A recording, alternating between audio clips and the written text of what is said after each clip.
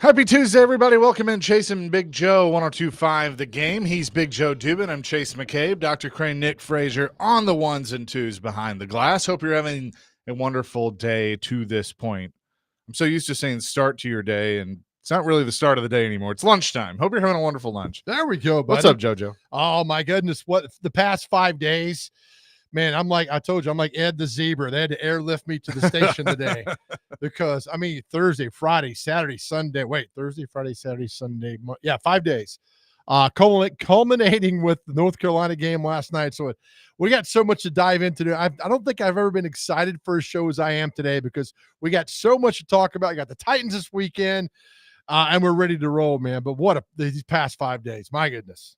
It did not go well last night for Bill Belichick in his college football debut with North Carolina. And in the words of Kirk Herbstreit on a hot mic, they're bad. Oh, my gosh. Until they put Max Johnson in, then they look better. Yeah, with his that's his 9th school. You know he hurt his knee last year, broke his leg? Did you hear that story? I heard that. Yeah. Did you know Lee Corso retired? I just saw that this morning. I didn't know what was going on. No, but I'm kidding. Look, I want to say that real quick. I thought ESPN did a really nice job with all the Lee Corso stuff. Sure. Game day was must watch. It was the most watched college game day ever. And in that when he did the headgear pick, I think it had like 5.5 million viewers. Crazy, right? Fox did a really cool thing by airing it as well. They aired it inside the shoe at Ohio Stadium, and Corso was perfect on his picks, and every school he played or coached for won. Right? He was the only one that picked Florida State, and everybody was like, bad pick, and he turned out to be right. Yeah, 6 for 6 was great. I thought the best thing was with the Ohio State band. Yep, and they did the Corso, and I don't get chills a lot. That was pretty badass to see that. And so, look, he's the Dick Vitale. I mean, he just loves the game of college football. Well, I think the Dick Vitale is the Lee Corso of college basketball. Yeah. I mean, like, to me, there is no game day. There is no big noon kickoff. There are none of these shows to what they are right now without him. Oh, absolutely. Because he gave it personality. He gave, like, the story of the headgear is great. You know, him calling her, Herbstreit and getting his wife to ask and stuff. And so I thought it was well done. But I laugh. I made that joke because literally every time I turn on ESPN this weekend, they were showing the same stuff. And I'm like, oh, Lee Corso retired. Huh? Who knew? I didn't know he retired. I thought it was funny last night, too, before the Carolina game. The Bill Belichick Love Fest was something. You brought out Brewski and Randy Moss. Yep. They never talked about Tom Brady, right? And I get it for the most part, but I'm sure that was his girlfriend's design. But you saw the record of Bill without Brady and the record with Bill with Brady. I mean, it's night and day. But all those and I forget who was on the desk last night, said, look, TCU's really good. That's a really good football team. Carolina brought in 70 new players. What's going to happen? You don't know. So after that first drive, Carolina scores. We're all like, holy cow, what's going on? Then after that, it was an absolute beatdown on that way. We'll bring up something later on, an article that was written in The Athletic that I kind of perused a little bit about college coaches and Belichick. And it's pretty interesting, their thoughts about Belichick, but we'll get on that later on. Joe Rexford appreciates you reading The Athletic. Robbie and Rexford, my favorite show. Well, it's kind of been replaced by Jake Lyman and Next Man Up. Good Lord. Jake Lyman and Next Man Up is now I got 2 favorite shows back to back. So they butt up with each other. I'm gonna get a phone call now asking when he got a show. So thank you. Thank you for that. Appreciate that. But yes, it was a full weekend of college football, and now the NFL does their thing starting Thursday night with the defending Super Bowl champion Philadelphia Eagles and the Dallas Cowboys. And I will say this, and I know we're going to talk about it, but if what's being reported is true, maybe Jerry Jones isn't as crazy as we all thought. Oh, my goodness. He might come out looking like a genius. If Parsons' back is worse and they think it's not good, and he doesn't play a lot, and Jerry got that, they knew something, I think, down the line. They knew something. And I'm not saying they bamboozled the Packers, but. Well, we're gonna have Tim Hasselbeck on with us at 1:00 to talk about that. But he had the famous line on one of our shows leading up to the draft when they took Caleb Farley, and he said, have you ever met anybody that used to have a bad back? Oh, that is so true. That is so true. I mean, I hope Parsons is okay. He's fine, but the reports are when they got to shoot you up with some kind of painkiller to play, it's not good, man. The Tennessee Titans have reportedly signed former Cardinals linebacker Kazir White, needing some linebacker help. I signed him on Madden, and he did a good job. So maybe that's a good idea. Do you really? Yeah, I did.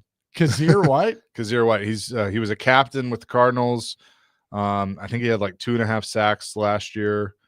I think he's a middle linebacker, if I'm not mistaken. But 7.5 sacks in his career, 356 solo tackles. That's a lot. Yeah. So I think that's a good. He plays safety and linebacker, I believe.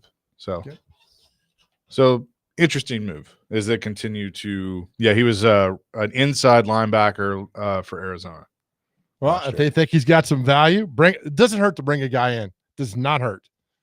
Hop on a South. Who was it they brought in on a South? Was it DeAndre Hopkins? Probably. They brought in a Southwest flight from Arizona like 2 years ago because somebody took a picture like, hey, I'm on the plane with this NFL player. I'm like, that's a Southwest flight.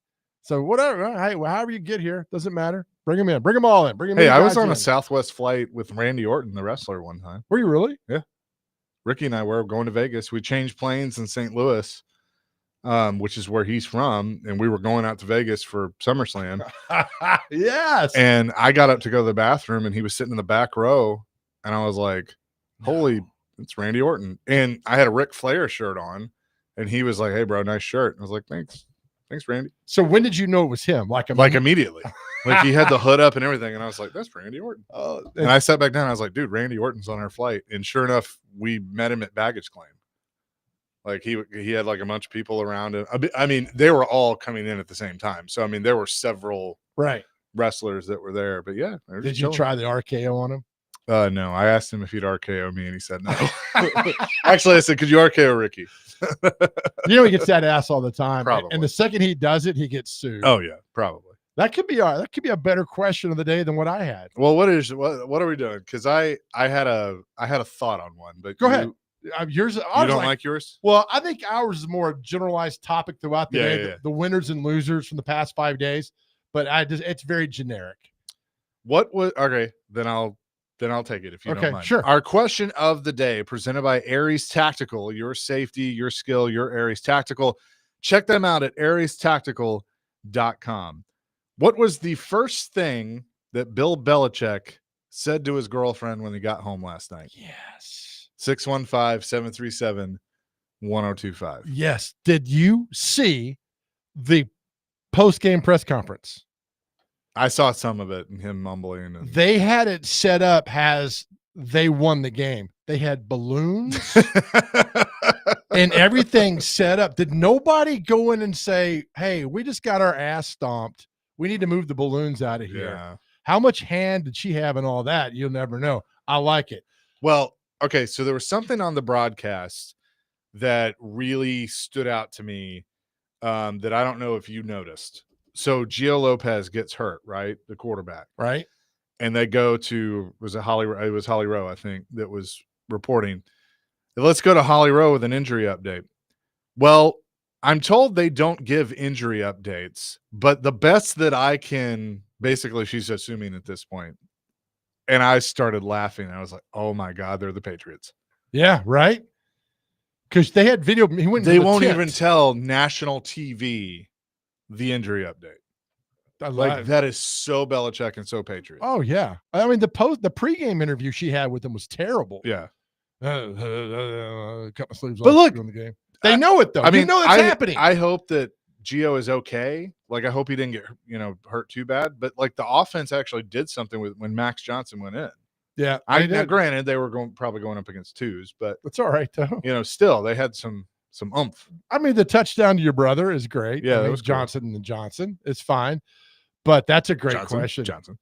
That is a great. Yeah. So what was the first thing Bill Belichick said to his girlfriend when he got home last night? After just getting destroyed on That's a great line from Die Hard too. He says, "This is Johnson." No, the other one.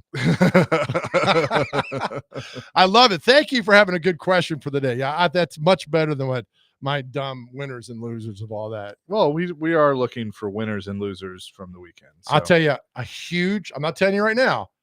There's a huge winner this weekend that probably is not getting talked about enough. Huge winner. We will talk about that coming up next. Plus, the Titans play this week against the Denver Broncos. We will discuss that, and thank you. We will discuss that and so much more. You can weigh in 615-737-1025. That's our phone and text line, driven by WilsonCountyHyundai.com.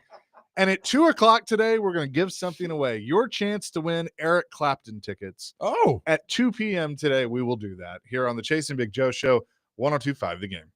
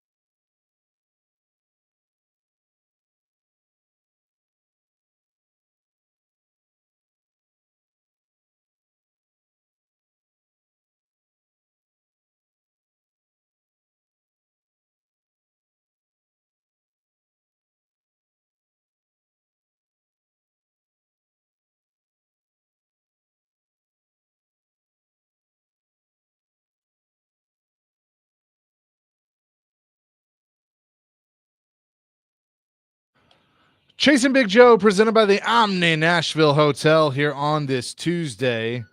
It's not Monday, but it is a reaction Tuesday, which is usually on Monday, but it's on Tuesday today, presented by Pillar Windows and Doors of Nashville. So appreciate that.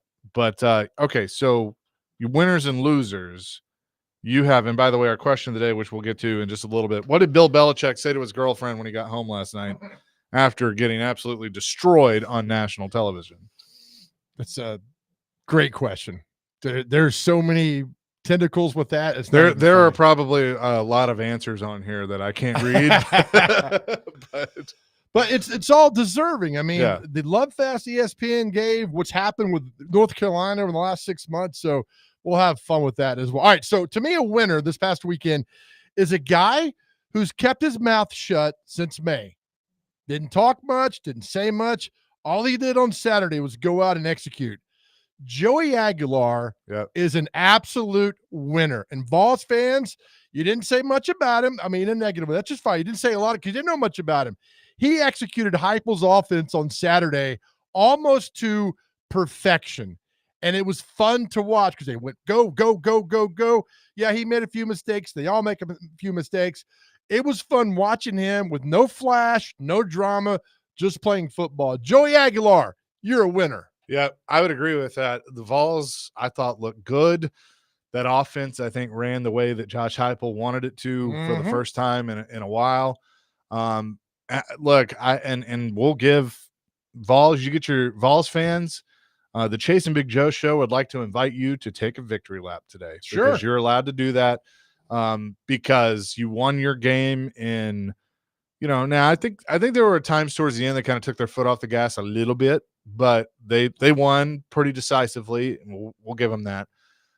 Alabama got beat, and Nico looked like crap. Yeah, he did with UCLA. So we could do the biggest loser of the weekend, yours truly, because I touted Alabama the last month about how great they are because they're loaded on the 1 and 2 deep. I thought Simpson could play good. Unprepared, lack of effort, terrible. And then they did some god-awful TikTok dance in the locker room on Sunday, which was awful. The Alabama guys did. I would suspend all those guys. I mean, it was awful. So I'm not allowed to make any more picks. I'm done. I'm done. I'm embarrassed. I apologize. I thought Bam would be loaded, and they got talent. It's night and day. I mean, it's Mike Shula, 06. Okay, so let's do this and we'll do this again later in the show. But I want you to tell me if it's a overreaction or a spot on reaction. Sure. All right. All right. Alabama's done. That's an overreaction. I think so too. Now, they got some issues. Sure. Watching that game, I'm like, offensively, like, I don't know if Simpson's the guy. Granted, it's one game, but they got some issues there. Defensively, they had some moments. But I would agree that I think it's an overreaction. Texas is done. Overreaction. I think it's an overreaction too, especially when you watch Arch towards the end. I think he calmed down. I think he got into that quarterback mode of like, don't think, just do. And I think he was doing a lot of thinking early in the game. Yeah. I think Texas will be fine more so than Alabama. But, again, you're going up against the defending national champion that is projected to be the best in the Big Ten in their home stadium for the first game. Which, kudos to Texas for taking on that game. I understand that. But somebody on one of the shows did a breakdown of Matt Patricia, the former Patriots coordinator, Lions ex-head coach, about what he did pre-snap before Arch snapped the ball, and was fascinating. Moving guys up, dropping guys out, just confused Arch Manning. But Arch Manning throwing off his back foot sidearm, not good at all. Yeah, no, not good. Florida State is back. Yes. I think they're back. Because of one person. The quarterback? Who? The Gus Bus. Oh, yeah. No, that's a good point. He drew up some plays on Saturday that I've never seen before. I mean, he had a tackle pull like a sweep, then do a 180 and go block an outside backer, which freed up a touchdown, which I was like, that is genius. They're back because of Gus Malzahn. Yeah, I think that's a fair statement. Tennessee is a top 5 team. No. 15, indeed. 5, no. Top 10? I got to see a little bit more. Well, we'll know in 2 weeks. That's the test. Right. If they beat Georgia, then it's going to be a completely different conversation. It will be. Georgia, it's Kirby Smart keeping his mouth shut. They're just playing games. They know what's at stake. And that game in 2 weeks in Neyland will be something else. Vanderbilt might be something. I don't know. Yeah. Charleston, but they did what they needed to do. Yeah. They did what they needed to do Saturday. Yeah. Very few times we've seen Vanderbilt just punch a team and push them around. They did that. Now, Virginia Tech losing, is that good or bad for Vandy?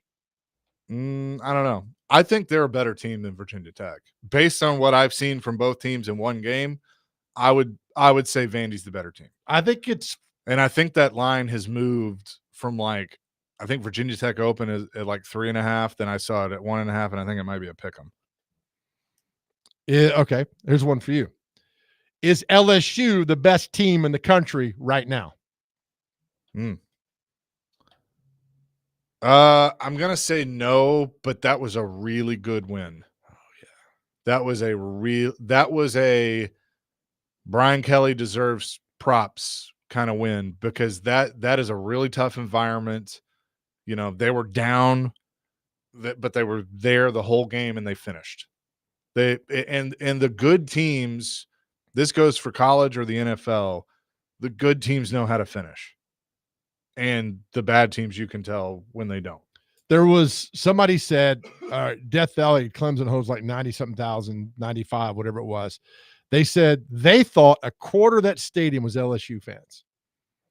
It was said was loud. So is LSU the best traveling fan base in the country after what you saw? I mean, Texas brought a lot to Ohio State, but they showed an LSU crowd. Holy cow. That was pretty good. That was pretty good. I'd love to hear from somebody that went. They look good. I mean, Clemson did too. I'm not gonna fault Clemson. No, LSU just was better when it counted. Did you, Dr. Crane? Was that you that sent me the quote from Cade Klubnik? I don't remember who it was about the loss. I don't believe so. I didn't send anybody anything this past weekend. I thought it was you. I don't know. I didn't see anybody nothing. Klubnik after the game said, "Yeah, this loss sucks, but because so many teams make the playoffs, we'll be okay." And it just took away, how angry I get. He's right. He is right. But because every loss used to matter. Now it's okay, we lost this, we'll move on. And maybe that's why Texas went to Ohio State, because if you lose that game, you still can make the college football playoff. I get it. I get that's the state of the where the game is now. But I just every game, don't be happy with a loss. And he wasn't happy with the loss, but he's yeah, we'll move on. I was like, oh man. But anyway, that's what it is now with all that. But I think LSU's the best team. They went in and proved how they are. I think Ohio State's right there at number 2. I mean, it's just some really, really good football, and there's a wide gap in the rest of them. So we're doing kind of quick little jump arounds on certain teams. South Carolina, I thought looked okay, but I think there's another level there. I think if you stop him, Sellers, you stop that team. Yeah, that's the thing. He's electric. He's good. He scrambles. He's fantastic. He's a really good quarterback. You stop him, can everybody else step up? They lost a lot of good guys with that defense. But look, that team, I was reading a lot about Carolina this weekend. Those boys love Beamer. They might play harder for Shane Beamer than any other team in the country plays for their coach. They love him. But we'll see what happens. Vanderbilt gets them in 2 weeks. Tennessee, Georgia, Vanderbilt, South Carolina early on could really determine what this season's going to be like for both those schools. All right. Now let me ask you this, because you did the game. It aired on 93.3. MTSU falls to Austin Peay. And I did watch parts of this game. I had my Chase's Sports Bar going with 6 games at once. I wish I was at Chase's Sports Bar. I mean, usually you can say it's week 1 and okay, and then flush it and everything, but Austin Peay is a good football team. I take nothing away from them. We talked to their coach on Thursday. You can hear the excitement, the passion. They played the transfer portal very well. Very well. I think they could be a force in FCS. To me, though, that's a tough one if you're MTSU. At home with so much hype, with new players, the same quarterback, though, and you lose to Austin Peay. I am being told that my microphone is not working. so I can't comment on this. Look at Dr. Craig.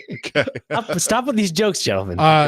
It's unacceptable. I mean, as a fan, and I think Derek Mason feels the same way. It's unacceptable. I mean, it was Austin Peay came in there and moved you around and did a lot of things. And yeah, they had 70-something new players in there, and that Chris Parson, the quarterback at Ravenwood, really good, but they came in and beat you on your home field. And I know Derek Mason, we talked to him after the game, not happy at all. And I said, what's the line between being mad and frustrated? He's like, it's there together, but we got to come out next week and put it behind you. Yeah, and I think everybody across the board knows that it's unacceptable. And all the social media hits on my thing about fire Mason immediately. They're not going to. They're not doing that. So, and they shouldn't. I mean, whenever, my thing is like whenever there is a big blunder like that, and that was a blunder, the coach, the administration, the coaches should be given the opportunity to fix it. Absolutely, you should. And that's what they're going to do. And we're going to talk. We'll talk to him tomorrow. We're going to be there tomorrow, so we're going to be able to look him in the eye. And I'm going to say to him, Coach, now you have the opportunity for the bounce back, and your guys, can look themselves in the mirror, look at each other, and go, okay. We got a bloody lip now. What are we going to do about it? And you're going into a tough place to play in Wisconsin. Yeah. But you got to go play. I mean, you just can't. Nobody's going to feel sorry. Wisconsin's not feeling sorry. Nobody's feeling sorry for you. You lost. It was bad, but you got to pick yourself up, move on. There's 11 more games to go. That wasn't a conference game, so there's a little bright light right there. But, I mean, it's unacceptable. And he knows it's unacceptable. And everybody knows it's unacceptable, and it just was not a good night. It was a great crowd, great everything, and you got to pick up and fight on Saturday. That's it. That's the next step. That's all you can do. Real quick, let's go to the phones, driven by WilsonCountyHonda.com. Ryan has a comment on MTSU. Ryan, what's up? What's going on, guys? Not much. Is Joe there? Yeah, I'm right here, Ryan. What's up, man? Joe, so what's the excuse on not firing Derek Mason effective immediately? If Steve Smith can pay $66 million for a new athletic center, then he can bail out Derek Mason. No, it's one game. It's one game this year. I mean, it's just you don't do it. You ride the season out. I've never been a fan of letting anybody go mid-season. I mean, he's got a contract. He could turn it around. We don't know. Let the season play out and figure it out. Do not be happy what happened Saturday night. Do not be happy about that. Be mad.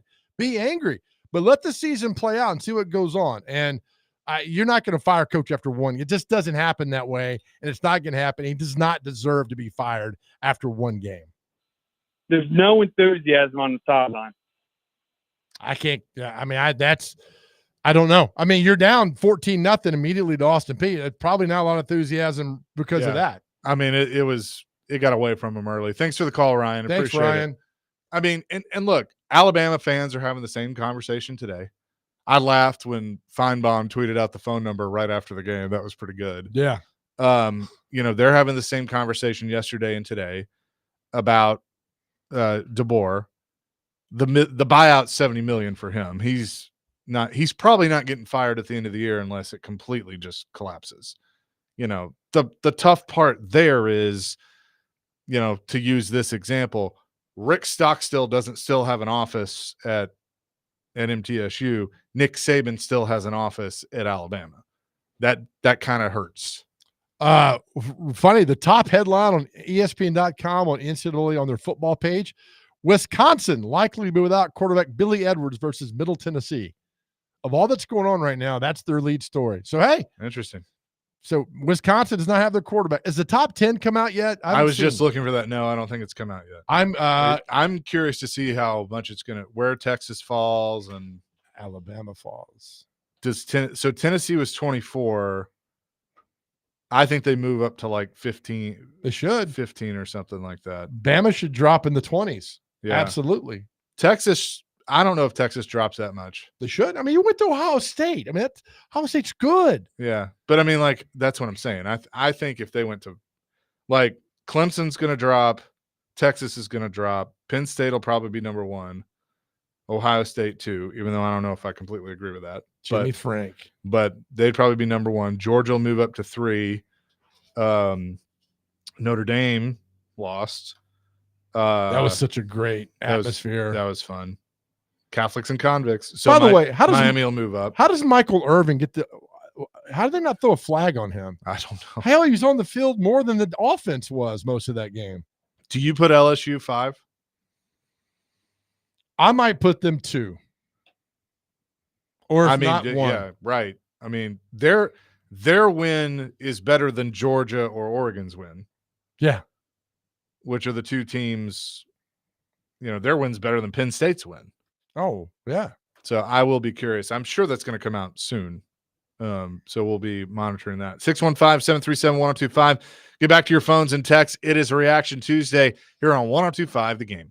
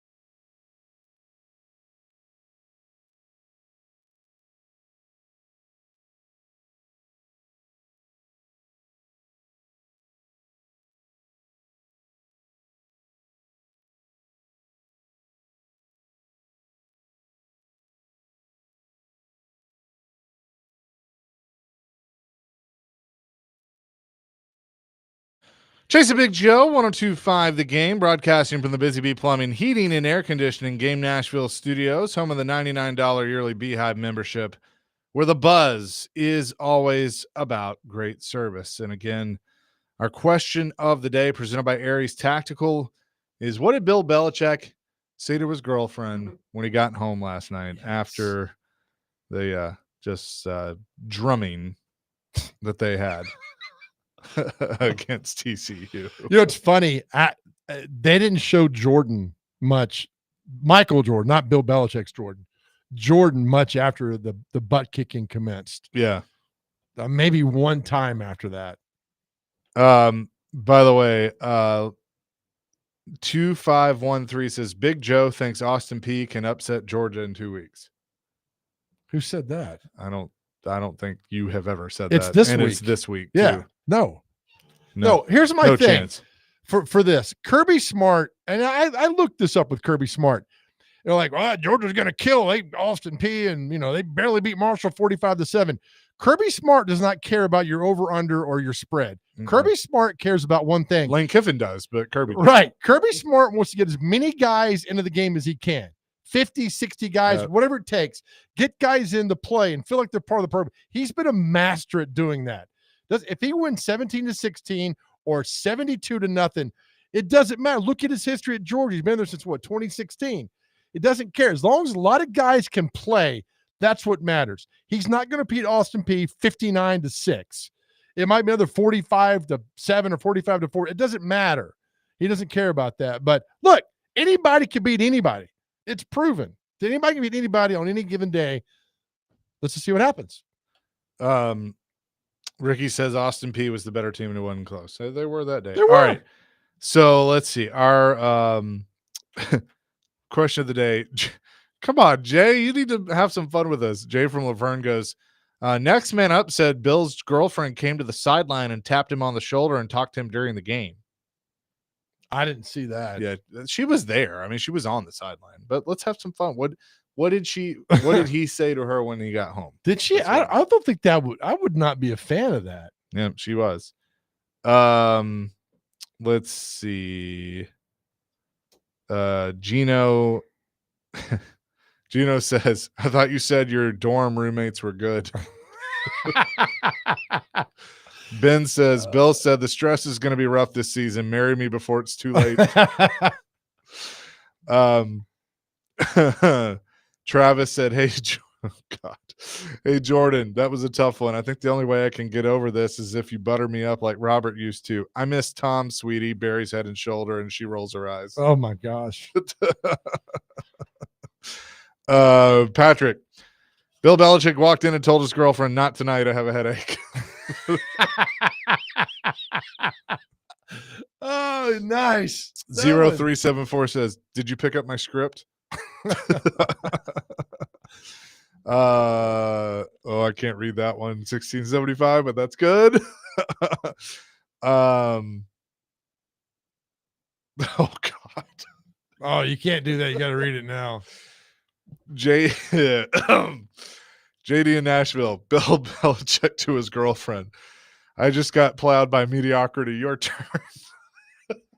Oh, yes. Yes. Yes. Yes. Oh. Who did that? Who said that? JD. That might win. JD, if I had anything to give away to you, I would give it to you. That is fantastic. Oh, my God. That was awesome. Oh, yes. Clay Mount Juliet says, he said, please don't enter the transfer portal. William says, first thing he said was, baby, do I look old? Be real. I'm sorry. The JD, my gosh, man. Dave in Kentucky, he said, we were on to Cincinnati. Andrew says, he said, I'm not in the mood, or those college kids can be so mean. There was another one that I saw. Wes and Hermitage. I'm trying to make this readable for radio. God. Thank God you're here, babe. I can't beat anything tonight. That's Wes. Thank you, Wes. Oh, my goodness. All right. Yep. Maybe this question was a bad idea. All right, Chip. Look, there are a lot of these that I really want to read, but I just can't. Chip Walters, our good buddy, sent the video to me of Belichick's girlfriend on the stand, in the field, and talking to him. The caption says, "Can I have $20 for the concessions? I can't read it. Can I have $20 for the concession stand?" So yeah, she was on the field during the game. She's walking around, talking to him. Good Lord, Bill. This is going to end badly, right? Right? This Carolina, this experiment. Oh, yeah. It's going to be completely. So the article. It's already a bleep show. So the article that the Athletic wrote, I think David Ubben wrote it for. He covers covers the athlete. Is it Ubben there, Dr. Crane? I think it's Ubben. Ubben. Yeah. You got a bun in the oven. That's what he said when his wife was pregnant. Hey, so he evidently he talked to these college coaches, and they said they're all in agreement. Like, no matter what, Bill Belichick, when they play him, basically says every team must kick his ass to show pro coaches that dropping down to college isn't just like, hey, we're going to win all these games. You must beat him as bad as you can. And Sonny Dykes was the coach at TCU 2 years ago when they lost to Dion, and all the fallout from that. And it was like, we're not going through this again. So it's basically every coach. Now, UNC plays Charlotte this week, and they probably should win that game, but who knows? That team looked really bad and unprepared last night. So every team, that's kind of the mantra now for these coaches. Like, when you play Belichick, beat him. Beat them as bad as you can to show all the other pro coaches you just can't drop down and win games. 615-737-1025. The question of the day, we'll read these throughout the show and continue to talk a little college football. Tim Hasselbeck at 1 o'clock. Chasing Big Joe, presented by the Omni Nashville Hotel here on 102.5 The Game. I think it's hilarious. I think it makes it funnier when I'm like, I don't know if I should read this, and then I read it. Oh my God, that's one of the best ever. That is one of the best responses.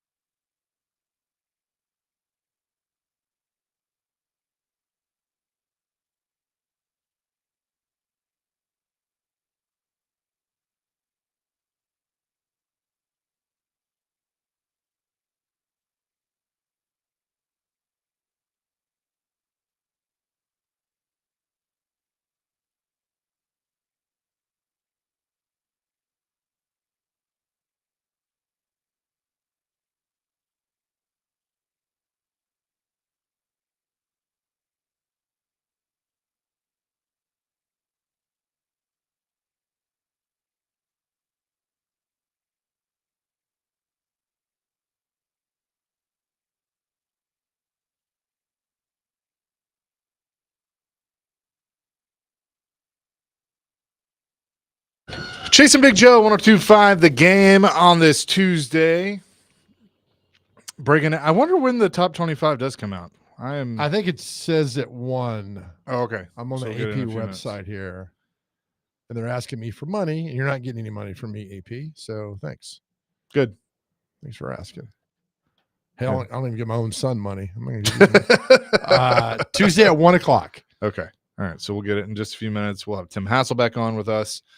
I am curious, the high school football game of the night Friday was Innsworth against Nashville Christian. Yeah. Nashville Christian wins in overtime. Some of the highlights that I saw of that game, and I'm going to ask Tim. I mean, he'll give an honest assessment. Jared Curtis looks like the real deal. I mean, some of the throws he made were just like. Was it double overtime? It might have been. Yeah, it was double overtime. Yeah. I mean, even better game, tougher loss. But, I mean, you're going against one of the best quarterbacks that I think I've seen in Middle Tennessee in decades. I mean, the guy has huge. He's got a big arm. He's smart. And then Tim saw it up close and personal. How was the McGavick and Hunter's Lane? McGavick won. Thank you, buddy. 14-7. That's all you got to say. That's all you have to say, man. Yeah. No, it was good. Our Metro Schools game of the week. So it was fun. I appreciate them for having us and really enjoyed doing those games. And the Game Blitz Friday night was fun. But yeah, I'm just curious of, I haven't gone and watched Jared Curtis play. But I saw the highlights, and there was one throw that he literally put it on a dime. I mean, it was a big boy throw that you just don't see high school kids make. I mean, he's good. And we're not just saying, oh, we know he's good. I mean, the kid has all the intangibles of what it takes to be a big time quarterback, and he's headed to Georgia and see how it goes down there. Yep, for sure. So Friday, the week number 2 gets underway in college football. There's a Eastern Washington Boise State Friday night is when it all gets going. Friday nights on FS1. I know. Now and there's NFL games. When I think about Boise State for the rest of the year, I'll think about sitting in Circus Sportsbook in Kentucky, which they're gonna have to kick me out. I mean, I'll sit there for hours watching Boise State play South Florida, and the effort that Boise State gave was so awful. That game was so awful. But look, you live for the next game and move on. So to you, is LSU like? Because again, it's week 1 and there's overreactions and you can't tell the full story by week 1. But is LSU the team that you look at and go, all right, I'm in now? Like, I believe. Am I allowed to say anything now because of my awful Alabama take? Yeah. I think I kind of need you to, otherwise we may have to have a whole nother conversation about this show. Right. Ohio State's the defending national champion, so I guess it's fair to rank them number 1 because they're the defending national champion. And so Texas goes up there and plays them. Ohio State beats them. So I think Ohio State should be number 1 just based off of that, being a very good Texas team. But the fact that LSU went into Clemson, and I mean, that was a slugfest and beat them. There's a lot to say for LSU for what they did on the road doing that. So I think, I would vote LSU number 1. Ohio State maybe 1B right behind them. But for LSU doing that and all the pressure on about Brian Kelly not winning an opening game since he's been at LSU, that's huge. That's absolutely huge for LSU. And that defense looked good and Nussmeier looked great. Can my whole rationale for saying LSU was going to win that game was he's got to win an opener eventually. True. And this is what, year 5? 4? Yep. Like he was bound to, and I think Clemson's good. I mean, I know there's some people on the text line are saying, my take is that Clemson isn't that good. I think they are. I think Klubnik is the real deal. I just think LSU was better in the 4th quarter Saturday night.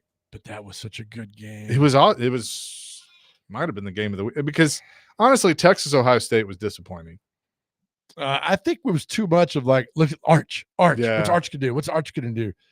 I mean, and again, and some of those passes were bad. Did you notice that Texas Ohio State started, I think, like 20 minutes after MTSU Syracuse, and Texas Ohio State was at halftime and ended before Tennessee Syracuse.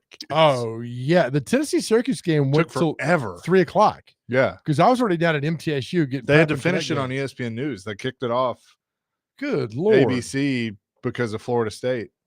Well, I think we said earlier the win of the big weekend is Aguilar for what he did. Now, people are like, well, the loser of the weekend was Nico and what he did. I'm like, I get it. He's still making close to $1 million playing college football, but this is working out so well for Heupel and the Vols. We talked about these SEC media days. It basically was kind of like, trust me, I know what I'm doing. We'll be fine. We'll be okay. And they were, but Utah got up in Nico's butt, man, Saturday night and made him look really, really bad. Yeah, I had that game. That was my go to sleep game, and I fell asleep and they were already getting beat pretty bad. But I woke up and saw the final and I was like, oof. Vols fans are feeling good today. Oh yeah, man. I mean, you're not going to hold Heupel hostage. He's like, no, we're not doing this, and everybody was behind him, and and you had the question of like, look, do you get a flyer this year because of the quarterback, what you had to deal with? And his answer was like, look, we're going to go in winning every game. That's our mindset. Nobody feels sorry for us. Like, yeah. That's why I'm kind of like, could they be like, I have always dreamt of a time where Tennessee and Vanderbilt are both good at football. And maybe just maybe this is the year where there can be some of that, where that game has a lot more meaning to it. I think the last time was it 16? Was it when Vanderbilt went to a bowl game and Tennessee did, and Vanderbilt beat Tennessee when Kamara stepped out of bounds? Maybe, yeah. But I mean, I'm talking about, if it's who knows? Who knows what Vandy's going to be? Who knows what Tennessee's going to be? But if Tennessee, I get that vibe from Tennessee specifically, that they're in kind of like, okay, just watch, just watch. Yeah, We're good. Now I know the defense. I think they had a couple of injuries that might be worrisome, but that defense looked pretty good. Well, we talked about Vandy after this 5-game stretch at the start of the season. If they can be 4-1, that would be just fantastic. Yeah. But that Virginia Tech's not going to lay over for Vandy. We know that. But I think if they play like they did Saturday, they should beat Virginia Tech, even though Virginia Tech's better than Charleston Southern. And then the next week at South Carolina, that's going to be the tough one. That's going to be really a good game. Really good game. Let's squeeze in a call before we get to Tim Hasselbeck. Edward wants to weigh in on college football. Edward, what's up? Edward. Biggie. Call back after Tim. We'll get your call in there. Damn it, Edward. It's all good. Coming up next, Tim Hasselbeck, ESPN NFL analyst and the head coach of the Ensworth Tigers, will join us here on the Chasing Big Joe show for hour number 2, 102.5 The Game.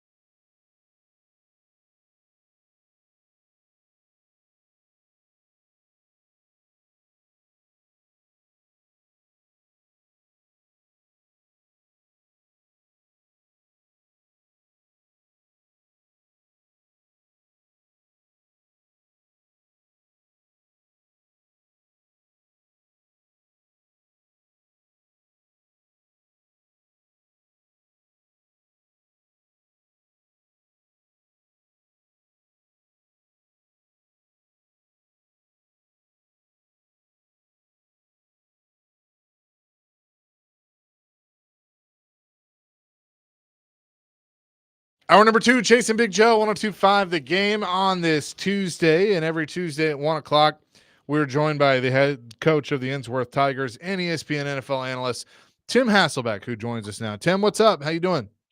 Doing great. How you guys doing? We are fantastic. Man, I know it was a tough one, but man, what a game. Like, I was keeping up with it while I was doing my game, and I know it had to be crazy being the head coach in that one, but Nashville Christian, was it 2 overtimes, ends up winning the game? But no, what just one overtime. Okay, just one. We got the ball for first. We score, kick an extra point, and they score, win for 2, and that did it. So yeah, it was obviously a good competitive high school football game, and those are fun. Those are good for the kids to be able to remember and hopefully learn and grow from. And so yeah, it was we obviously didn't come out on the side of it that we wanted to, but yeah, I guess what was it, 42-41? Those are exciting games. Did you think about going for 2, or was it just kind of like, no, not because we had the ball first? No. I think that listen, you can always go back. Like, when we, I guess, scored in regulation, we could have gone for 2. Not that it made sense, but like you would have then been up 9. I was actually talking to Ben Jones about that. I think Houston had done that to the Titans a few years ago, because for all intents and purposes, it can end the game at that point. So yeah, I mean, I like on that stuff of when you go for 2, do you go for 2? Like, I think when you get the ball first, at that point, you just say, all right, we score a touchdown, we're going to kick the extra point. If you go for 2 and get it, then you just continue to play, and then they can make the decision whether or not they want to, go for the win in overtime. So I do have to ask, as we kind of, move into the NFL stuff, Jared Curtis, you got to see him firsthand, obviously highly recruited, going to Georgia.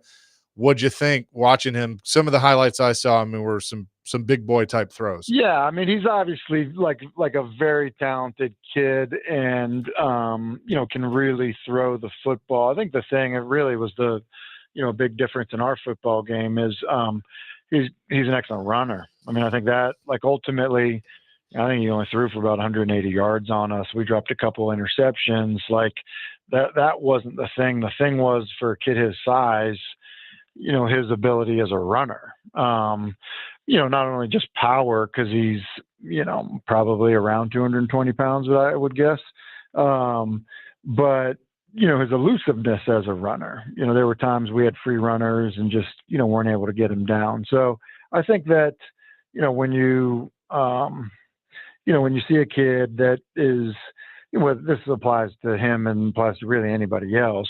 If you're a quarterback that's viewed as, one of the top guys in the class, generally speaking, you have physical tools that, the colleges are excited to work with. So yes, ability to throw the football, yes, size, the measurables, and then your ability to move. And so, I think that's, look, I mean, he could start on the defensive line for us. You know what I mean? Like, that's just the reality of, like, how big and strong and agile he is. I thought you'd come on, Tim, and give us a Belichick answer and say, we're on to whoever this week.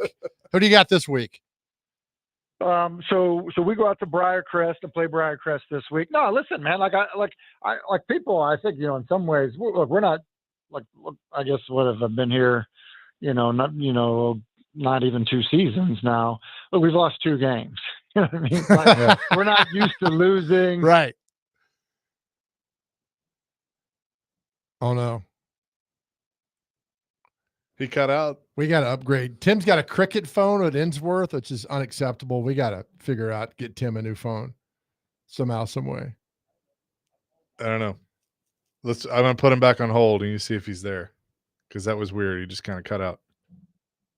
Real quick, the AP poll is back. Ohio State 1, Penn State 2, LSU 3, Georgia, Miami, Oregon, Texas, Clemson, Notre Dame, South Carolina, the top 10. Where's Tennessee? I just have the top 10. Oh, okay. And so that's why I said I have. Okay. Hang on, I'll get it. So LSU 3rd. That's I don't know, Penn State. I'd have flip-flop Penn State and LSU. All right, Tim's back. Hey, back Tim. to Tim. Hey, hi, Tim. Tim, how are you, buddy? Yeah, good. No, I think you said expecting a coach answer or whatever. Yeah. Look, man, like I think, look, I never, took a job in coaching, especially at this level, and thought, hey, like we won't lose games, like we won't do that. Like, and what I said to our team, and like I said, if you play high school football and you lose a game, and that means that like somehow it destroys your season or destroys your following week, then you've completely missed the point of high school football. Right. Like myself included. Like to me, look, we could lose 5 more games this year, but if we improve every week on a number of different levels, like that's the point. Like that's the idea. Like that's and truthfully, if we lose 5 more games in the regular season, but improve every week, then we'll be way better as a team and as young men than we would be if we won every game in the regular season, thought everything was fine, didn't get things corrected and fixed, and went into the postseason. Like we will be. And so I'm excited about that. So I have no problem saying like, hey, listen, like we have unique challenges each and every week. And like that's the beauty of high school football and the growth that you can see in kids every week. Preach it, baby. We love it. Tim Hasselbeck on the Chasing Big Joe show. Tim, let's talk for Belichick just real quick for 1 second. Yeah. Evidently, there's an article where a reporter talked to a bunch of college coaches, and they're like, hey, our main goal when we play Belichick this year is to, I quote, kick his ass because we want to show pro coaches that are dropping down to college that this isn't easy to do. Not everybody can drop down from the pros to college and get it done. Your thoughts, because you coach, you've played all the levels, yeah, and to see that, and I get it from a college coach perspective of wanting to take Belichick down. Oh, listen, like a buddy of mine who coaches for the Vikings said to me one time, sometimes coaches think that, how good a coach they are, is represented by the logo on their polo. And, the reality is like, that's just not true. Like one of the worst coaches I ever had, I had in the pros. Some of the best coaches I ever had. Name names, Tim. Was at, at levels much lower than pro football. And right. So, when you when you coach in pro football, you have a lot of resources. And in many aspects, it's a relatively level playing field in terms of resources your teams have, in terms of the size of the coaching staff and the money spent on it, and then the ability of the players and things of that nature. It can get very lopsided in college. And it can get even more lopsided in high school. And so, when those things, happen, you say like, okay, like what's the challenge? I'll just tell you right now, like, and then this isn't in defense of Belichick, but like TCU, has better players and has more money than North Carolina, like, in terms of the lead up to this game.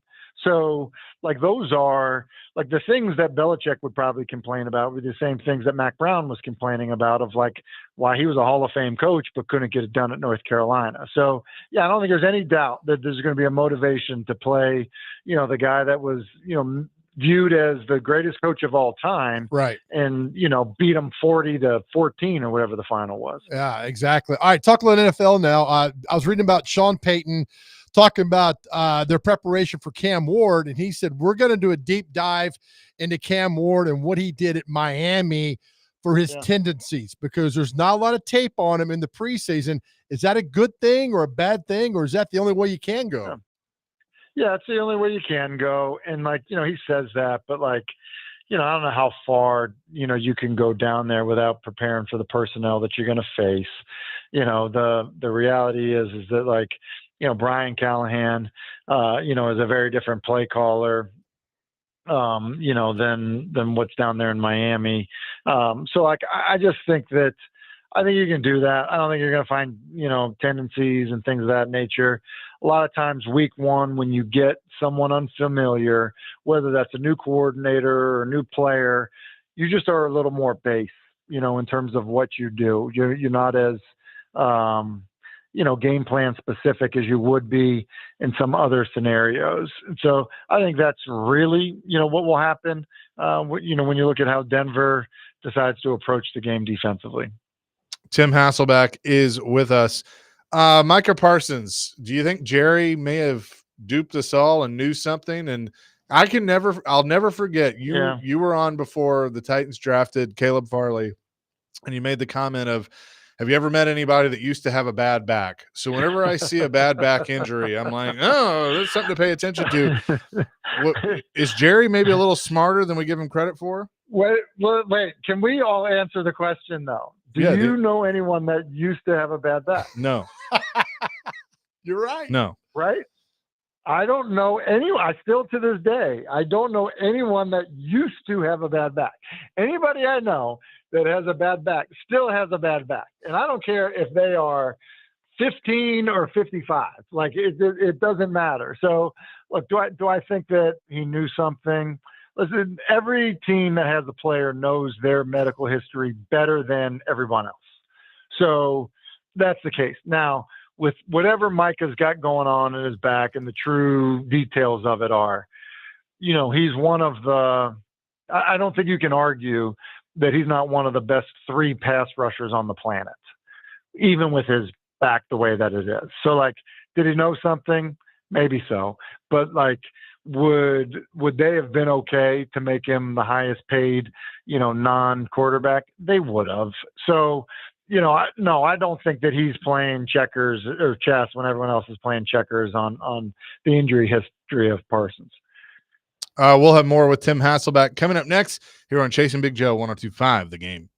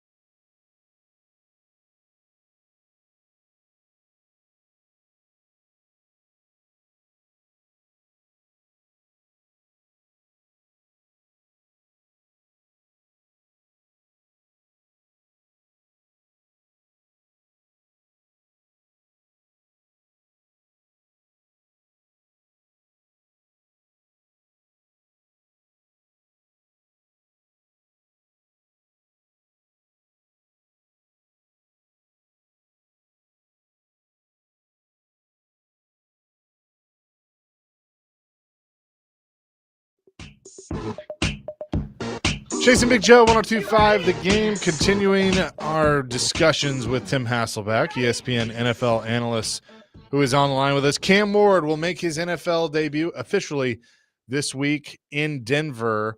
What do you want to see from him in the first game? I know that's kind of a open-ended question, but having played the position, knowing that it's his rookie year, his first game, there's going to be all that pressure on him. He's been voted a captain by his teammates. Is it just as simple as keeping it simple? I think it's what I would say for any young quarterback making their first start is, can you play well for the duration of the game, like well enough for the duration of the game to give your team a chance to win? And so, like, depending on, how well your defense is playing, what's going on special teams, field position, like that can look different each, time out. But I think that if you give your team a chance to win in your first NFL start, like while it might sound like it's a low bar of expectation, I just, having seen a bunch of guys do it, I think it's a realistic bar. And I say that like in some regards, like I remember Eli Manning, in a start against Baltimore, his rookie year was awful, had a 0 quarterback rating, like didn't give the team a chance to even be competitive in the game.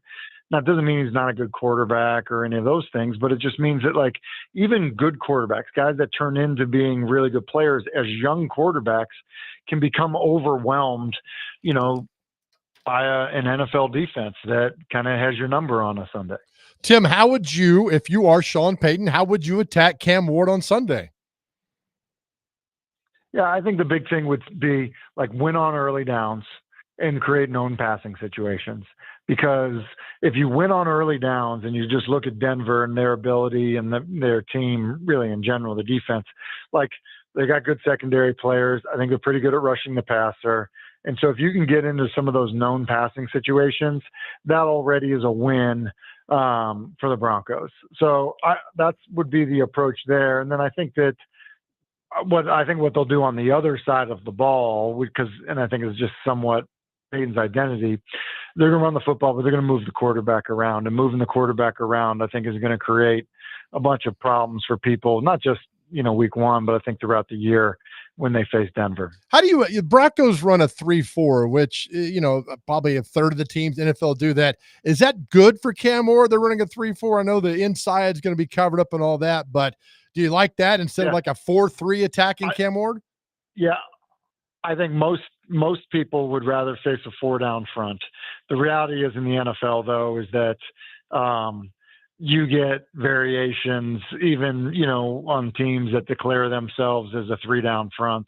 You get 4-down variations, and in some cases, jam or bear, whatever you want to call it, variations every single week. And then when you get to third down, usually kind of has its own identity in terms of a lot of 4-down teams become 3-down on third down, or vice versa, if they're a 4-down team. So you face it all, you have to see it all. And really the challenge each and every week is, okay, how does that affect our rules? But I would say, generally speaking, on base, first and second downs, it is easier, especially in the system that Cam is playing in, to play against a 4-down front. So no, he won't have the benefit of seeing that week one. Well, what would you tell him if you got 30 minutes with him Sunday morning at 9:00? What would you tell Cam Ward? Like, all right, your first start, here's what you need to remember. What would you tell him? Well, so here's what I think that he does really well that I don't think he would need a reminder on. When you watched him play in the preseason, I know limited sample, he seemed calm. The game didn't seem to move fast. Sometimes with young quarterbacks, they're so amped up that their feet are moving so fast that it doesn't sync with the depth of the receiver's routes, just because they're moving so fast and they just kind of skip from 1 to 2 to 3, so quickly in the progression. I don't think that he really plays that way. I think that there's a natural calm about how he plays the position that I think is really good. So I believe the message that I would have for him would be along the lines of you're not out here by yourself. And so I think I talked to you guys about just his aggressiveness, in the limited preseason action. So 1st and 10 is okay to throw the check down for 3 yards. You stay on schedule. And I think there are elements that we've just always seen from him, where he trusts his arm, he's aggressive with the football. And while there's a time and place for that, like there are a lot of quarterbacks that play a long time in the NFL by just chipping away and being like, all right, you can give me that, then I'm going to throw that. It's 3rd and 8, and you gave me the 3-yard check down. That's cool. I'll throw it. And maybe you'll rally up and make the tackle, but maybe you don't. And so like, I think that would be how I would want him to play early on. I like it. I often go back to what Mike Holmgren told Favre, like the 3rd year he had him. He said, I'd rather the guy in the 3rd row catch your pass instead of the strong safety. And I'm like, just throw the ball away. It's okay to throw the ball away. Yeah. And another Holmgren, Bill Walsh one is, not going to go broke taking a profit, and so that's the first, that's the message on first down, right? Like that's like, look, if you do that, then we have a chance. It's easy to call a game when you're 2nd and 7, 3rd and 3. It's hard to call a game 2nd and 10, 2nd and 11, 3rd and 8 plus, 3rd and 11. Like it's hard to call a game that way, and so if it's hard to call a game that way, it's certainly hard for guys to play well in that environment. Talking with Tim Hasselbeck, ESPN NFL analyst. What division in the NFL intrigues you the most going into this season? I think the NFC North is really interesting because I think the chance to be all really good teams. Like we know Detroit's really good. Green Bay is going to be really good. Minnesota, if they're right about the quarterback, might be better than they were a year ago. And then what we saw from Chicago was like, oh shoot, like they definitely have a super talented quarterback. They have a roster that's not as bad as, people probably thought that it was when they were picking at the top of the draft, and, an offensive guru. So like that to me, like find me another division where you're like, yep, any of the 4 teams have a very good shot to win it. Like I don't know that there's another one that I feel that strongly about. No, I agree with that. I am curious of the AFC West, simply because we're always waiting for Kansas City to hit a wall that doesn't exist. But I think the Chargers should be better. The Broncos, we saw an improvement, and I think the Raiders will be better too. So I'm curious of that one. Yeah. No, and I agree with that. I do think the Raiders will be more competitive. The Chargers lost their left tackle, and so while they'll get by, I think that'll come back to bite them when it really matters.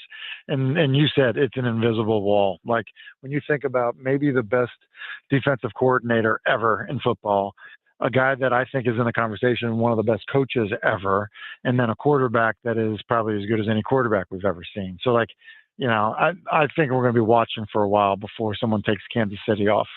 How worried should the Rams be? Because Stafford hasn't practiced, and again, we're talking backs and those things. And what was wrong with him again? Yeah, what was wrong with him? He used to have a bad back, apparently. No, he used to have a bad, but then they did that surgery thing to fix it and make it feel better. Yeah, is that what they did? Yeah. When they like slice open your back and it's real delicate because it's like, is that what you're talking about? Yeah.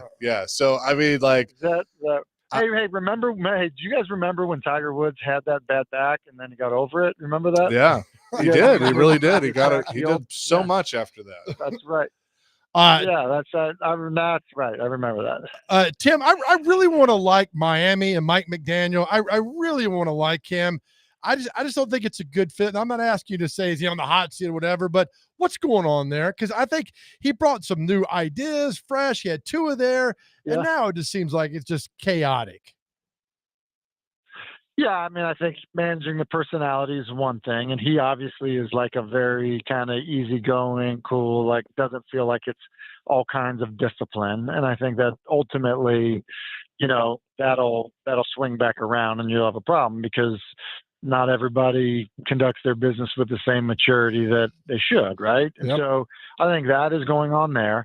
I think they're in a division with a really good team in the Bills. And so while you can have an incredible regular season, or good, lead the league in passing and all the stuff, like you still need to get through Buffalo. And it's hard to do that. And then on top of it, you kind of get viewed as a little bit of a finesse team, and you have some personalities that aren't incredible.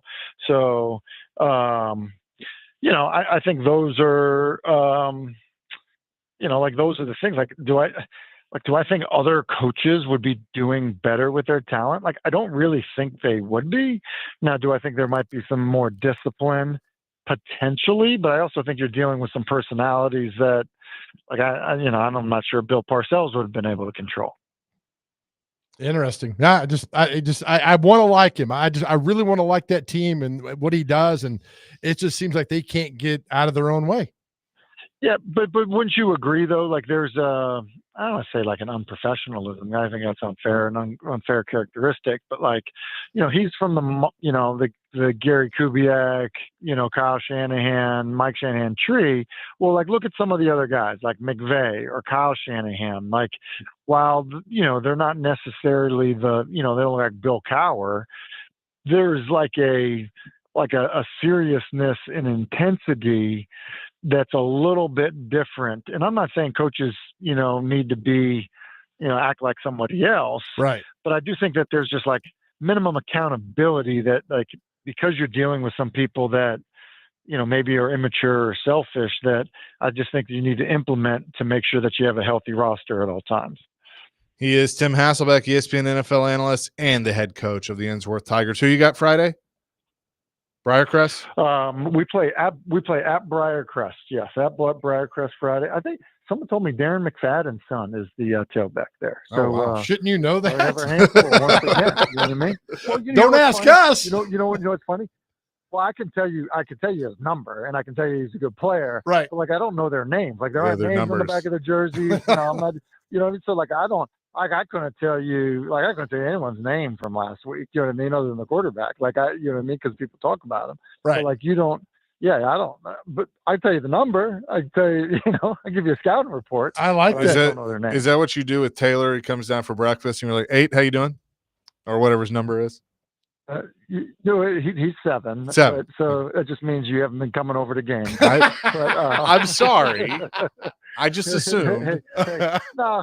I know our own guys. Like, that's actually something that drives me crazy. I used to hate announcing games, and I'd talk to coaches about their own players, and they'd be like, "What's 15's name?" I'm like, "Wait a second. Like, that's awful. Like, no. I'm good on my guys. I'm saying opponents. They're just like, I know their number, and we've got a little scouting report on them, but like, I won't always know their name." Let me ask. So, I know you got to go real quick. I called a game tonight, Middle Tennessee and Austin Peay. Austin Peay's got like 71 new players, Tim. I know that's the state of college football now, but as a coach, I mean, would that not just drive you batty? Like, you'd have to put the old tape out to write the name on the helmet. Well, yeah, and I one of the best points about that was made to me was from Dave Dorn, who's the head coach at North Carolina. He said one of the biggest problems when you have that kind of turnover on a roster is that none of the guys have any shared adversity with one another. Ooh. They haven't had the mat drill workouts in the winter, and they didn't, they haven't walked through life and the ups and downs of life. And so when you're trying to get your team connected, you don't have the shared experience of adversity with one another to create the bond and trust and respect that you would often have. And so, I think that's one of the really big challenges that these, teams have that just have so many new players, and just making sure that, they appreciate one another because they haven't walked through the adversities of life with each other. I think that is the best thing I've ever heard on this radio station, and I'm being 100% correct with you. That shared adversity is fantastic. Can you do this then? Can you do this then? Can you scratch that first part out where I credited Dave Dorn and we just make it my own? Done. We can do that. Okay. Tim, appreciate it as always, my friend. Thank you. All right. See you, fellas. Tim Hasselbeck, ESPN NFL analyst and the head coach at Ensworth, joining us here on the program. Good stuff there. We shift into the Titans and ask this very simple question. After Calvin Ridley, then who? We'll discuss next. 102.5 The Game.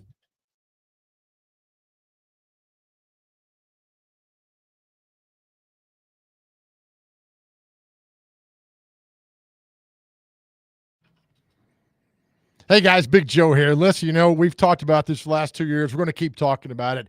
Anxiety and depression, 2 words that just wreck your life if you let them. And men, most of us lead lives of quiet desperation, but does not have to be that way. That's why we're so honored to be partnering with Unity Psychiatric Care, based right here in Middle Tennessee, to get you back on track and living the life you deserve. Hope is just around the corner. I'm telling you, reaching out to someone and talking saved my life.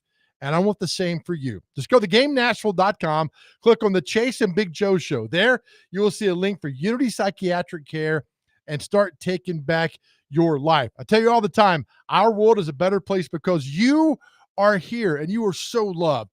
If you want to go there, or you could call 1-888-508-8002. It's 1-888-508-8002. Help is just around the corner. Take back your life, and please know you don't have to go through any of this alone. I learned it, and I want you to as well. Again, go to GameNashville.com, click on the Chase and Big Joe show, and then you'll see a link for Unity Psychiatric Care. And yes, start taking back your life and let the journey begin.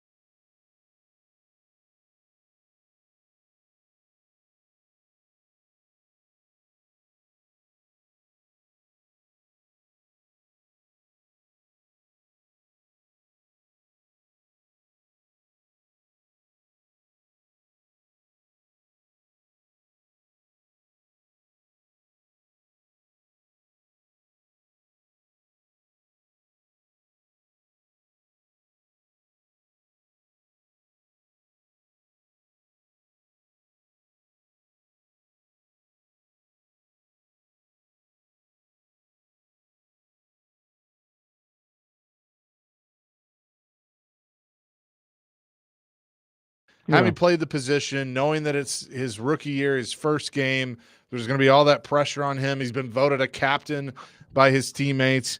Is it just as simple as keeping it simple? I think it's what I would say for any young quarterback making their first start is, can you play well for the duration of the game, like well enough for the duration of the game to give your team a chance to win? And so, like, depending on, how well your defense is playing, what's going on special teams, field position, like that can look different each, time out. But I think that if you give your team a chance to win in your first NFL start, like while it might sound like it's a low bar of expectation, I just, having seen a bunch of guys do it, I think it's a realistic bar. And I say that like in some regards, like I remember Eli Manning, in a start against Baltimore, his rookie year was awful, had a 0 quarterback rating, like didn't give the team a chance to even be competitive in the game. Now, it doesn't mean he's not a good quarterback or any of those things, but it just means that like even good quarterbacks, guys that turn into being really good players as young quarterbacks, can become overwhelmed, by an NFL defense that kind of has your number on us. Tim Hasselbeck, ESPN NFL analyst on our show every Tuesday at 1:00, and we appreciate him for joining us. Chasing Big Joe, presented by the Omni Nashville Hotel. Here on this Tuesday on 102.5 The Game, the Titans will take on the Denver Broncos coming up this Sunday, and we'll have the debut of the pregame show, which we'll have a kind of a rotating cast of characters this year, but at Twin Peaks in Madison starting at 1:00. Big Joe, you will be a part of that. And yours truly will be on this week. So Excited. It'll kind of be an extension of the Chase and Big Joe show this week. But Chris Sanders will join throughout the year. Derek Mason will do home games throughout the year. So we look forward to People that. have asked. And, yes. And demand. All right. So you ask after Calvin Ridley. Look, let's do this segment from the view of the Denver Broncos. You're looking at this Titans team. We talked to Tim about how you would attack Cam Ward, but Cam has shown that he loves Calvin Ridley, and he should. That's your number one guy. So you got one of the best cornerbacks in football, and Patrick Surtain. You take Ridley out of the game. Who's next? Is it? I mean, somebody's got to step up, right? Okay, so who do I think it's? I'm going to answer this 2 ways. Who I think it will be, who I think it should be. Okay. Who I think it will be Tyler Lockett. And right now that's okay. That's the safe play. He's the veteran. You brought him in for that. I think he's the guy, because as you just pointed out, Cam Ward loves Calvin Ridley. Well, Sean Payton's sitting there telling his team, hey, Cam Ward loves Calvin Ridley. So Correct. we need to deal with that. So then who else? Who it should be is probably Alec Iomanner. And I think by the end of, or really by mid-season, Iomanner needs to assume that spot as a second receiver on the team. He's young. He's talented. Yes, I know he was a 4th-round pick, and he wasn't even the first 4th-round pick. Right. That was Chimdike. But I feel like how they've used him in training camp and in the preseason, the hope is he's going to be the guy to kind of grab that spot, and Tyler Lockett, be your third guy. Don't laugh at me when I tell you this. I think Chig has to step up, because their name talking about him, right? And they're coming That's around. a fair point. That's a fair point. I think if Chig can come in this game, and look, he played well in Chicago last year. There have been flashes. He plays well. If one game he could put it all together, Chig, do it on Sunday.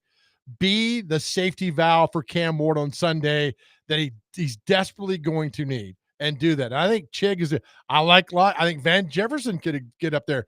But once you get past the third receiver, those guys really don't play a lot. I mean, you don't see a lot of them. So you got Lockett, you got Jefferson, you got Ridley. But yeah, I think Iomanner could be a guy that does that. DK, we'll see. But I think Chig, you have to play out of your mind on Sunday. You could be the difference in this game, because I'm telling you, as Tim just said, I'm coming after Cam.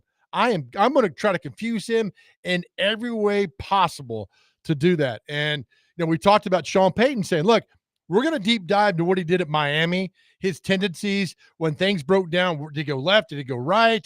Is it better come up the middle after him? All those things that go on. I think Cam knows that.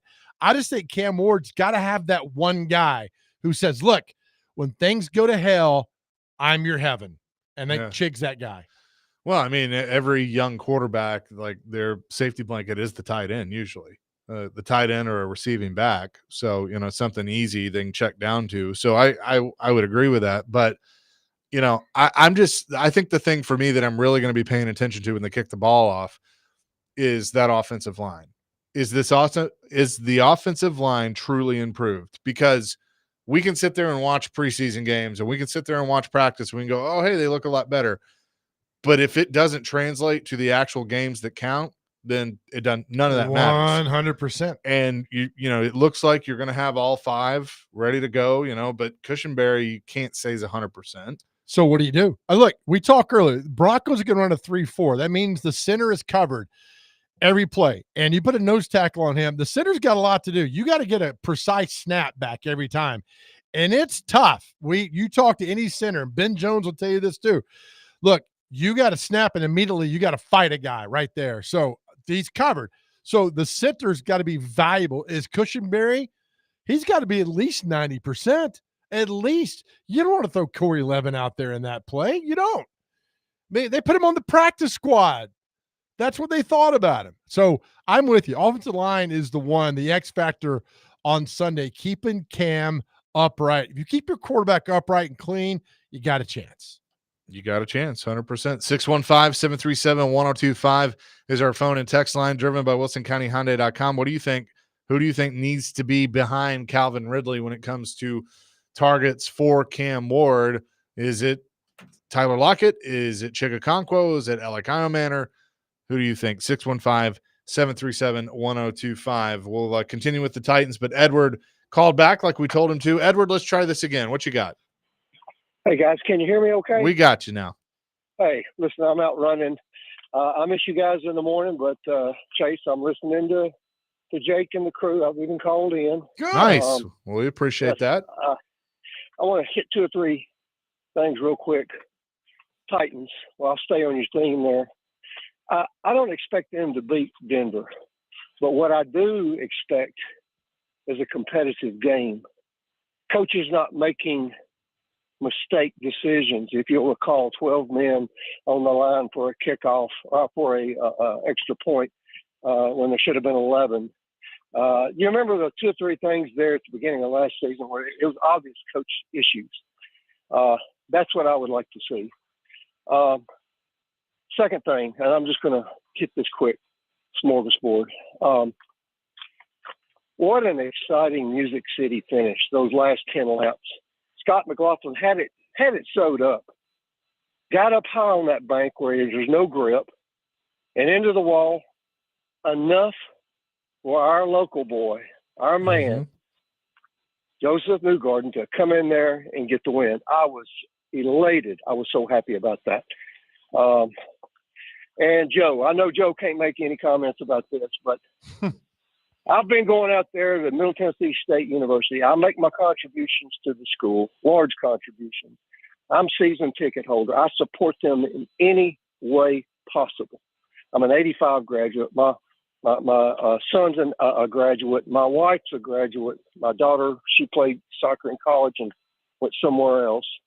But I can't begin to tell you the disappointment. I am good friends with some of the hierarchy, and of course, jokingly, I said at halftime I wanted a refund on my ticket, and his comment to me was, "We need the money to keep the new facility lights on." So,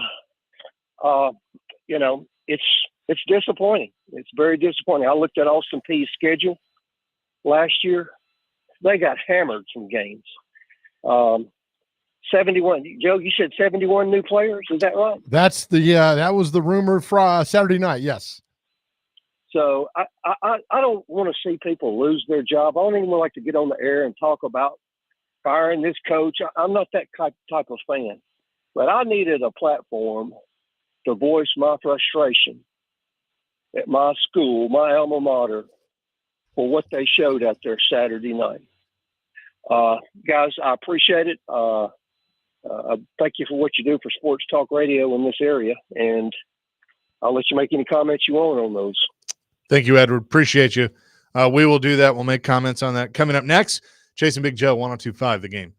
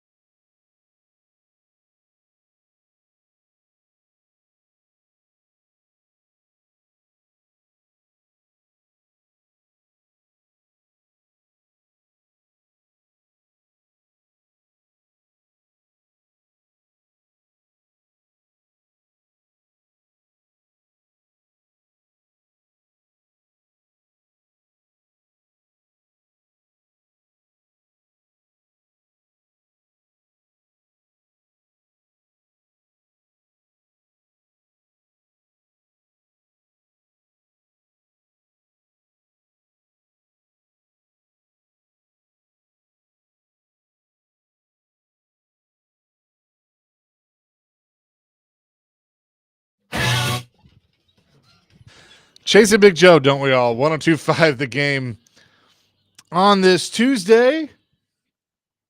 Tomorrow we'll be live on the campus of Middle Tennessee State University. Looking forward to that. Edward had, some, I think, valid comments. And look, it's okay to be mad. Be mad. And like, if you're not mad, then I'd have concerns. Then move on. If you're not mad, upset, frustrated what happened Saturday night, then you have no pulse. It's okay to be mad. It's okay to be upset. It really is. The head coach is upset. It's okay to be mad, to be pissed off. That shows you care. And I just love all these like, well, Joe, you can't talk about it.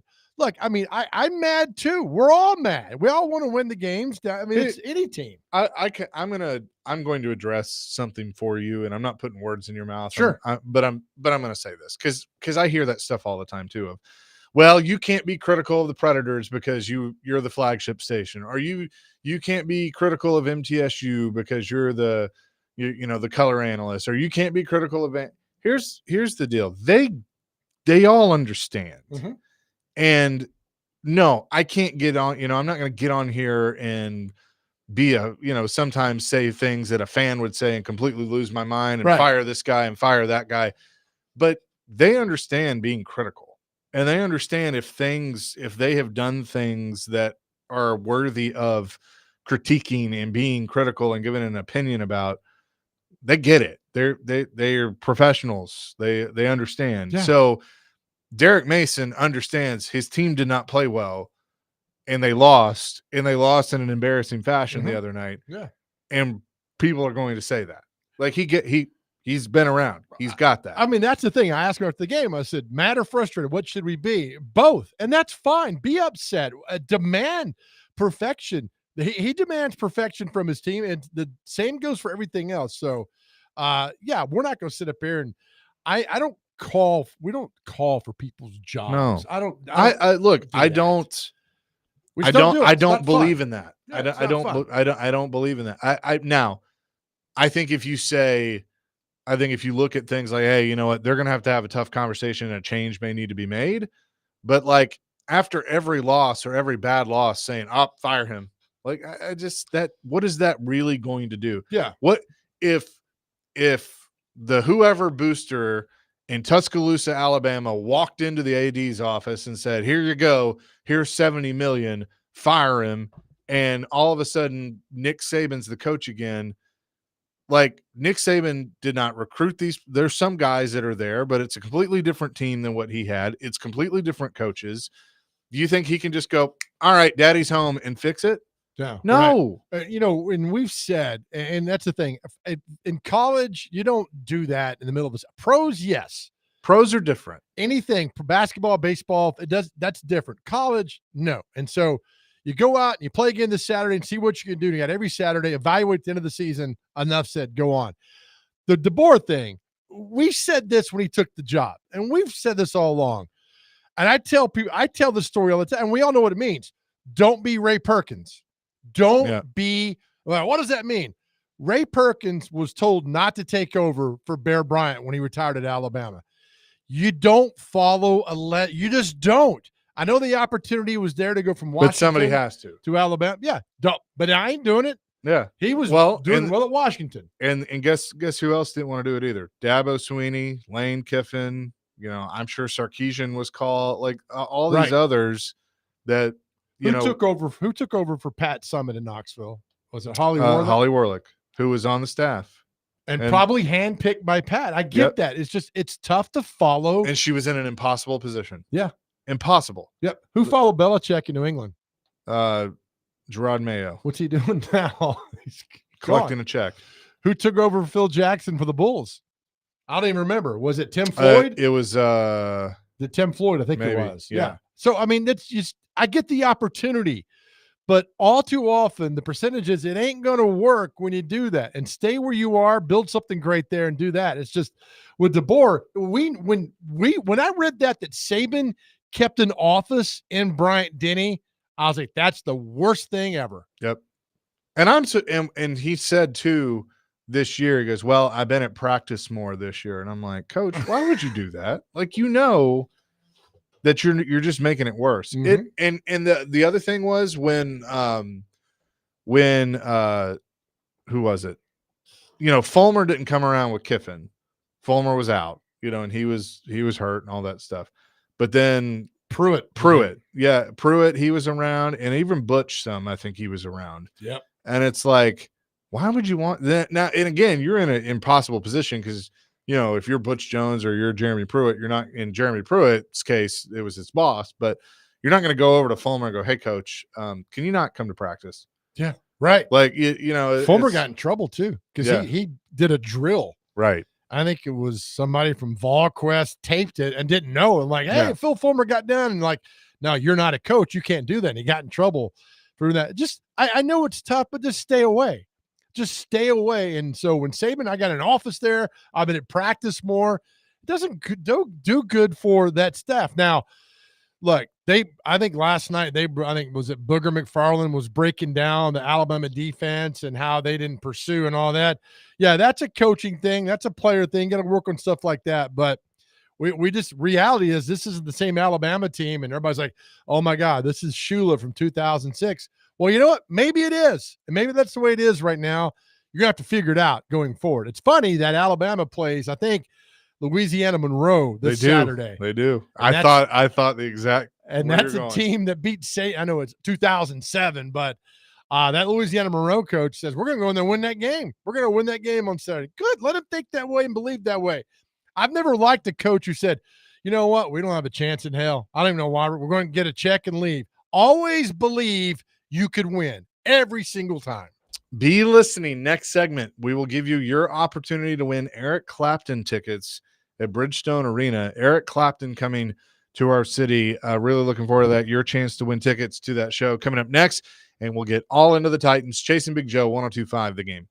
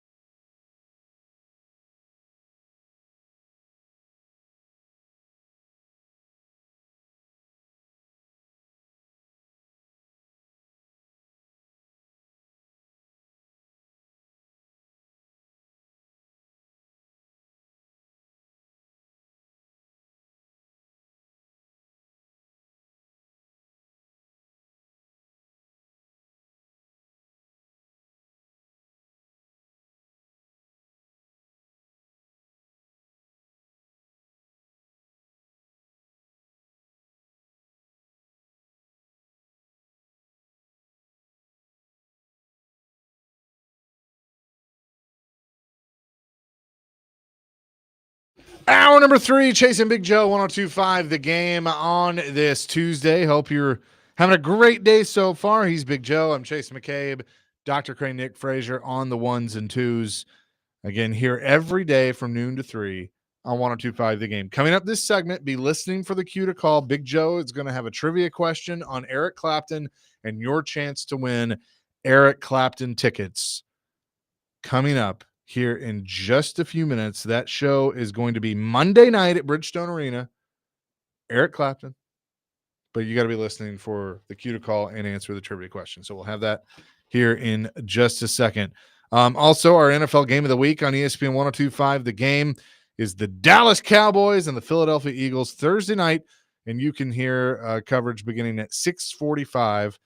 And it's presented by Circus Sportsbook Kentucky and Massaro in 12 South. So we look forward to that. Titans, Broncos coming up Sunday. The first game, Cam Ward. Did you like how I phrased that with Tim of it's very simple. Just keep it simple. Because I think that's what he needs to do. I agree. By the way, what's the spread for Sunday on that game? That's a great question. Just 7.5 a few days ago. I believe, yeah, something like that. It is 8.5. Denver favored 8.5. Oh, the Denver Broncos. Thank you, Homer. I love that. Do you take Denver? Well, okay. So looking at this objectively, yeah, probably. But with it now being 8.5, it's tempting to take the points if you're looking at it from that. I mean, I'm gonna be honest with you. I don't know because I don't think this team is better, but like I really don't know. Yeah. I mean, I think they're better, but I don't know if they're better than Denver better. I think because Cam hasn't played a full game in a year. That's November. He didn't play a full game in the bowl game. He did his last game in college, right? So he hadn't played a full game in so long, and now you're in Denver. It's the NFL. You're going to be hyped. Everything going on. There's just a lot there. It's a lot to overcome. There's a lot to overcome with that. I don't know. I'm awful at betting. My Chase has taken my picking rights away from me because of my Alabama. No, I think you've done that to yourself. My Alabama, they're going to win it all this year. They were terrible. So I don't know, man. There's not a lot of blowouts in the NFL, but if that game was here, I'd probably say, all right, I'd take the Titans a lot, but since it's out there and, you talked to Al Wilson last week, he played in Denver. He says, if you jump on a team quickly in Denver, you got him because then they're like, oh God, it's hot here and the altitude. If you let a team hang around in Denver, he says, oftentimes it'd be really tough to put that team away, but I don't know, 8.5. Gosh, I don't know. I don't know how ready Cam is for this game. I haven't seen him play 4 quarters, and I don't know, man. I just don't know. Who knows? Like, I think that's a really good point. Who knows? By the way, so Adam Amin, Mark Sanchez will be doing the game with Christina Pink from Fox. So that'll be the broadcast crew coming up this week. And the Titans have released their unofficial depth chart as well for this week. Cam Ward's the starting quarterback, in case anybody was wondering. He beat out Brandon Allen? He sure did. So let's see. Anything that stands out. Starting wide receivers are Calvin Ridley, Tyler Lockett, Eric Iamaner. What? No Van Jefferson? No. He's listed as the second one. See ya, Van. Chikakonko starting tight end. And then the offensive line is as you would expect it to be. And then Tony Pollard, Julius Chestnut, Khalil Mullins, the running backs. So Iamaner getting the start. Yeah, as the slot receiver. I think that's pretty interesting. Mm-hmm. Defensive end, Sebastian Joseph Day. Nose tackle, Tavondre Sweat. Defensive tackle, Jeffrey Simmons. Outside linebacker, Arden Key. Or outside linebacker 1, Arden Key. The second one, Draymond Jones. So Femi Oladejo is listed as the second. Ouch. Inside linebackers, Cedric Gray, Cody Barton. Not bad. Your corners are Jarvis Brownlee and the nickel, is Roger McCreary, and then L'Jarius Sneed listed as the other corner.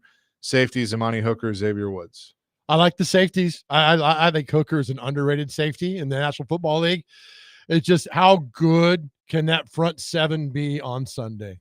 Some of your secondary, Quandre Diggs is listed as the second strong safety, free safety, and Kevin Winston is the second other safety. Samuel Warmack is a nickel corner, is the second one. They got him from the Colts. Jalen Armour Davis is listed as the second corner to Brownlee. Okay. Which I kind of find that interesting. Daryl Baker is the other one. So there's some of your reserves. Joey Slide, Johnny Hecker, Chim DK is the punt returner and kick returner, with Bryce Oliver listed as the other kick returner. I always like the returner. And Tyler Lockett is the other punt returner. I like the returner and the kickoff and punt being the same guy. I know, like, I always get mad at Derek Mason. I'm like, you should have been in that 0-2 championship game and not John Simon back there. And he's like, we split punt return and kickoff return. I was like, Derek Mason should have been your returner all along for everything that you do. So I like having the one returner. I just think it's easier. The continuity is there, doing all that. Just interesting though, Van Jefferson not running with the ones. Yep. Unofficially, because it's got to be the unofficial depth chart. So according to our crack research department, which is Dr. Crane and company back there, November 30th, 2024 at Syracuse was the last full game for Cam Ward. 349 passing yards, 2 touchdowns, and no interceptions. His talent, we're not arguing his talent. Not at all. It's just you're going to put him in that environment on Sunday. You know what? Good. Go to get thrown to the fire first game, see what you can do, what can happen. Anything can happen any given Sunday to go out there and play. We'll see. There's a lot of unknowns with that defense. I don't know how good the guy from the, Draymond Jones. Yeah. Dredrick Tatum. I don't know. I don't know how good he is. Local boy. Society put Dredrick Tatum behind bars, and now he's going to take it out on Homer Simpson. Oh, for those who are just now joining, we are massive Simpsons fans on this show. So anytime we can drop something like that, it's good. So I don't know that, the linebacker, Cody Barton's had a hell of a camp, and that's a revenge game for Cody Barton going back to Denver, the team that let him go. And if is it Cedric Gray, the other linebacker? Mm-hmm. So if those guys can play good, anything can happen, man. Anything can happen. The defense is a question mark, but I like the team a lot better in 25 than I did in 24. I just know this in looking on Twitter that you and John Glennon are thinking in the same wavelength, because he said first regular season unofficial depth chart for offense, which includes rookie wide receiver Alec Iomanner ahead of veteran Van Jefferson. So there you go. Yeah, that's something. I mean, Iomanner's, look, he's good. Now you got to prove it on Sundays. You did it in college. So here's my question. Is that because he outperformed Van Jefferson, or is some of it because they need him to outperform Van Jefferson? I think he outperformed him. I think he did too, but I mean, I think some of it is like, we need the rookie to be better than this guy. Yeah, I think so. That's just, it's kind of telling. I mean, his guys, Van Jefferson's been around the league for a while, but look, you don't stick around the league forever. And then if they think Iomanner's got it, then that's fine. So this is the actual Titans fan Chase McCabe statement that I'm about to make. When I read, I'm just going to read this out loud. Cam Ward, Tony Pollard, Calvin Ridley, Tyler Lockett, Alec Iomanner, rookie, Lloyd Cushenberry, Kevin Zeitler, J.C. Latham, Peter Skoronski, Dan Moore Jr., and then tight end Chigakonkwo. When I read that and look at it on paper, I'm like, man, that's not that bad. Now I just got to see it. No, and I think the offensive line, look, we read the graphic the day of ESPN had them a top 5 offensive line. If they could play like a top 5 offensive line, this team's got a chance. I mean, they really, really do, because you're keeping your quarterback upright. You're mashing guys. You're making holes. You're letting the guys develop down the field and throw the pass. There's a lot of good that goes with that. But look, everything's got to be on the same page. But it could be what we've seen worse. We've seen that offensive line in 2014 and 15 was so bad. I know Lawan was there, but it was so bad, and it was bad last year. And so now they got something going on with them. Just got to see it now on Sundays. 615-737-1025 is our phone and text line, driven by WilsonCountyHyundai.com. You must call and answer the following trivia question Right. to Dr. Crane, Nick Frazier. Joseph, what you got? All right, 615-737-1025 to win Eric Clapton tickets. Eric Clapton is a 3-time Rock and Roll Hall of Famer. What 2 bands is he in that were also inducted into the Rock and Roll Hall of Fame? What 2 bands was Eric Clapton in that are also in the Rock and Roll Hall of Fame that he went in as a member of? Call Dr. Crane, 615-737-1025. We'll come back with more on the Titans. Chasing Big Joe, presented by the Omni Nashville Hotel, 1025 The Game.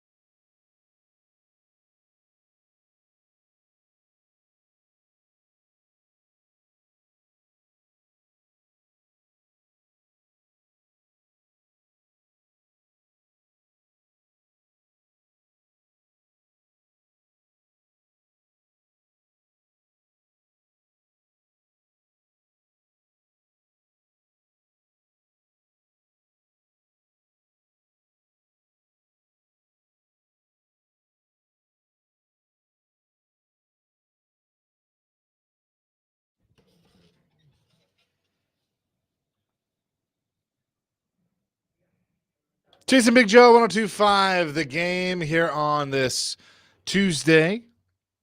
Thank you for listening. Thank you for watching and participating with us. The phone lines blew up with that question, which was, Which two rock and roll bands was Eric Clapton a member of? And you got it immediately. I would have never gotten this, but it is Cream and Yardbirds. And Dr. Crane, I believe we have a winner, right? We do. Jeremy. He is Congrats. actually the equipment manager at TSU.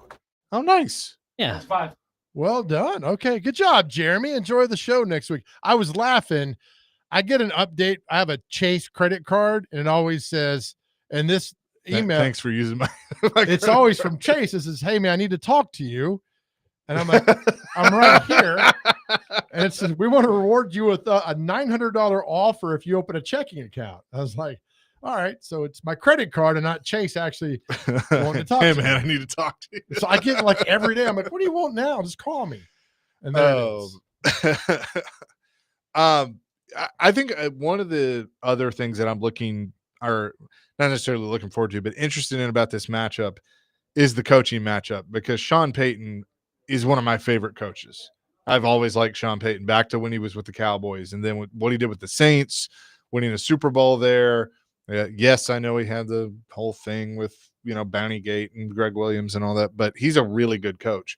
And I think if you look at the short amount of time he's turned the Broncos around and made Bo Nix into what I think is a pretty good NFL quarterback. Now we'll see in year number 2.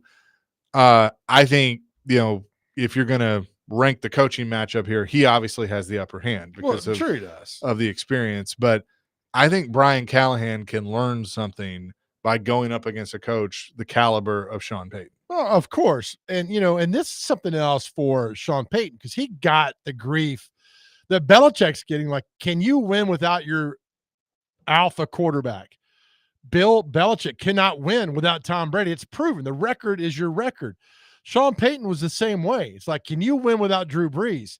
He's showing last year that with Bo Nix, he could win without Drew Brees. Now, we're hoping, if you're a Titans fan, that Bo Nix hits that sophomore slump and it's game 1 on Sunday. That's what you want. But Sean Payton is a heck of a coach. And by the way, when's that movie coming out with Kevin James playing him about? I don't know. Bounty Gate. Thought might be getting released soon.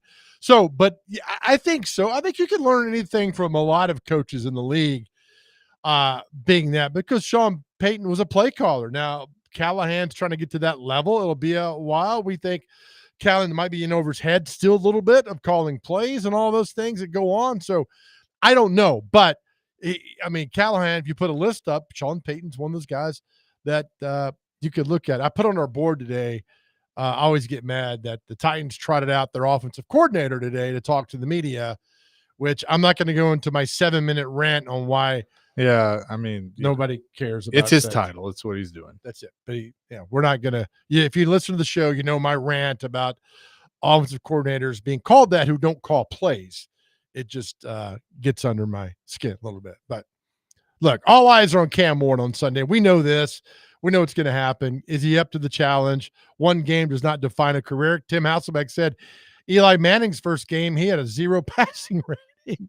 That's how bad it was. So, I don't know what to expect.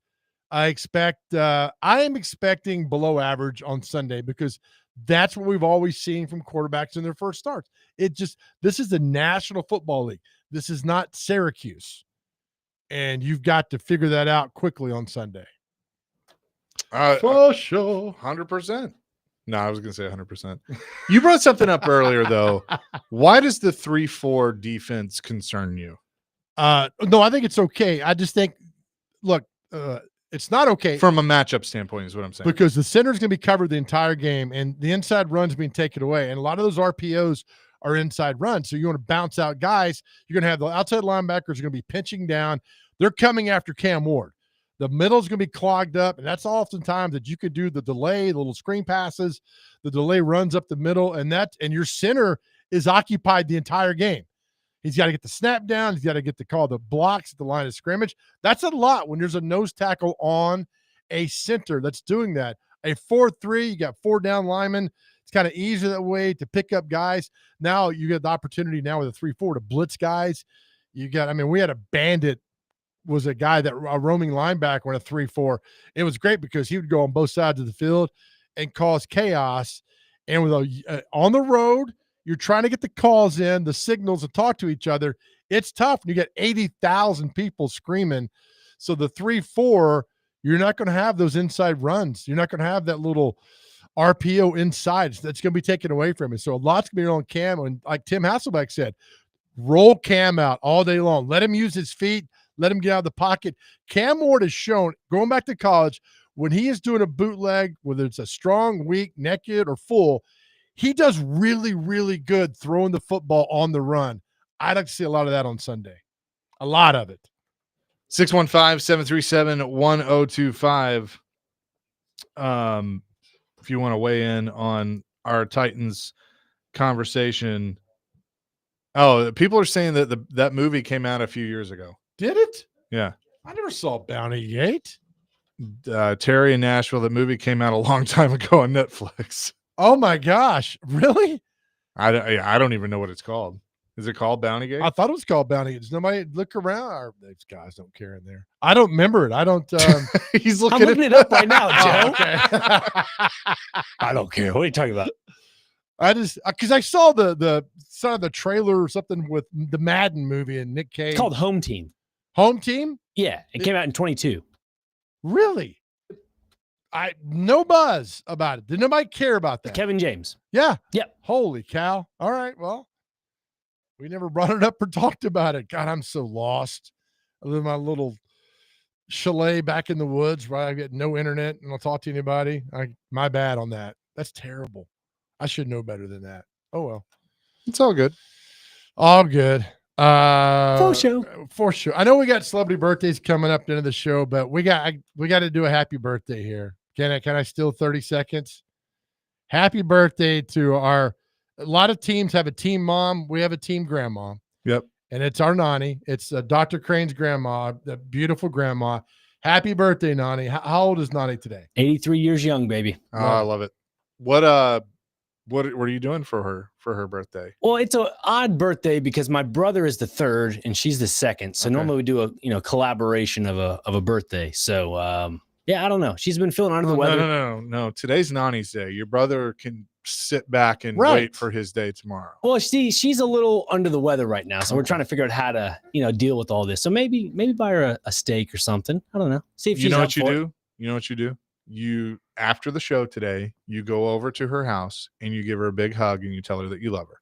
And you know what? That's all you got to do. Exactly. Because I wish I could still do that with my two grandmothers. So indeed, just saying, do that and give her one from me too. Okay, I sure will. Why is she okay? I mean, just a little sick right now. Yeah, just a head congestion stuff. She's afraid she doesn't want to spread it around. I'm like, it's all right. You're not spreading it. Okay, so our team grandma. Is that cool? That's great. Okay. Happy birthday, Nani. I love you. 83 young, man. Good. That's awesome. All right. How about take her out to, I'm not going to say it. I was going to say, you'll get mad at me if I say it. Go ahead. Fazoli's or something like that. No, not Olive Garden, not Fazoli's, not happening. I love it, man. You're like, not a chance in hell. Nah, we're going to do that tonight. What's her favorite dish? What does she make that's perfect? And she makes this lasagna that's to die for. She's also made the stuffed shells with ricotta, which is really good. My grandfather was the guy that had the meat selections of like chicken and steak and all that. She was more of the pastas, and so she does a really good job with all those. The movie is called Home Team, by the way. Okay. Thank you, texters. My privileges have been, anyway, happy birthday to Nani. Yeah, happy birthday. Thank you guys. My privileges have been revoked on movies and picking games because of the Alabama thing. So I apologize. I'm a big man. You got to apologize for your mistake and then fire Kalen DeBoer because it made me look bad. You got to apologize for your mistakes and brag about accomplishments that aren't true. That's right. That's how you get through life. So what is the joke now is that nobody can verify if you were the general manager at Toys R Us or Radio Shack. Yeah, exactly. What about Blockbuster? There's still one left in, I think, Bend, Oregon is the last one left. But Radio Shack, you say, I used to run a Radio Shack. I was a GM. Nobody can look it up. Nobody knows. There's no way to figure that out. Bend where? Bend, Oregon. Okay. It's a small TV market. There's like an actual Blockbuster still left there. Probably not. Where's the Stephen A. Smith drop? That's even funnier. The one to say, hey, we should all bring back a Blockbuster video because it's the best. I'm here to tell you right now, we don't care. We don't care. I love it, man. 615-737-1025. Come back with more next. Chasing Big Joe, 1025 The Game.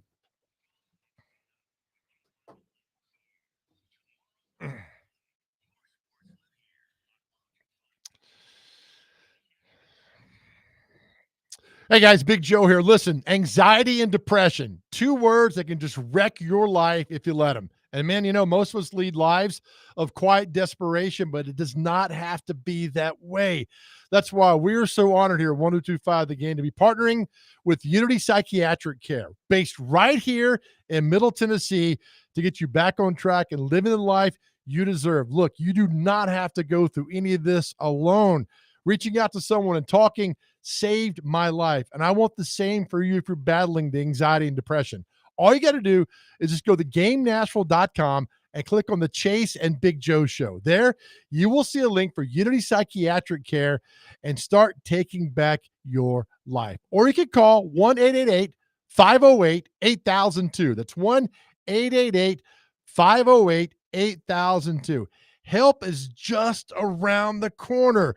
You can take back your life. And please know this, you do not have to go through any of this alone. Again, just go to GameNashville.com, click on the Chase and Big Joe show, and let your journey to wellness begin.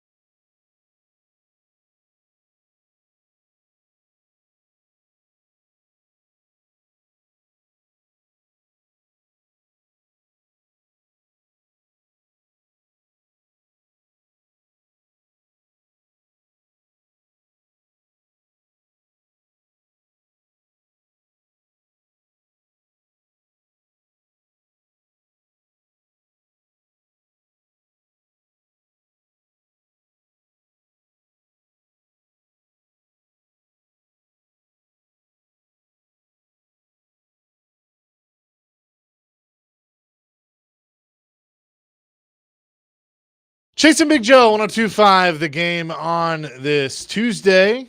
Our question of the day, which we do throughout the show. Holy cow. The responses to this? And our show presented by the Omni Nashville Hotel. Our question is, what did Bill Belichick say to his girlfriend when he got home last night? And some of the answers were pretty good. Some I couldn't read, but there were some. Are we allowed to read the one again? I'm trying to find it. Hang on. About mediocrity. Yeah, I'm trying to find it. Who was it that said it? It was JD. JD. Yeah. Where did it go? Just talk amongst yourself. Yeah, we had one was like Bill told his girlfriend when he got home, "Not tonight, honey. I got a headache." Why did you? College isn't fun. Oh, here we go. Bill JD in Nashville with the winner. Bill Belichick to his girlfriend. I just got plowed by mediocrity. Your turn.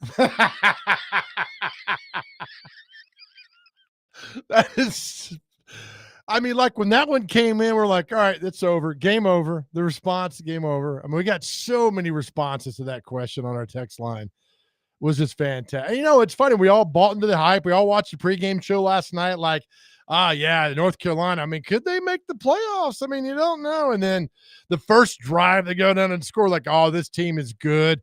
Cowherd tweeting out like, oh, yeah, Bill's going to own the college game. And then it just turned on a dime, and TCU beat the snot out of North Carolina. And, you know, it was, 48-14? We're not even that close. And so now, Bill, we're on to Charlotte this week. And we're laughing, too, because evidently after in the post-game press conference, they had it set up like a giant party. So nobody took the balloons down. So Belichick, in his 6 or 7 minute post-game press conference, is talking, and they had balloons. Like the mascot came. It was as bad as you possibly could if you were Bill Belichick last night. It definitely was. So we'll get and then there was one, and I'm seeing the memes of Jordan Hudson entering the transfer portal. One was, please don't enter the transfer portal.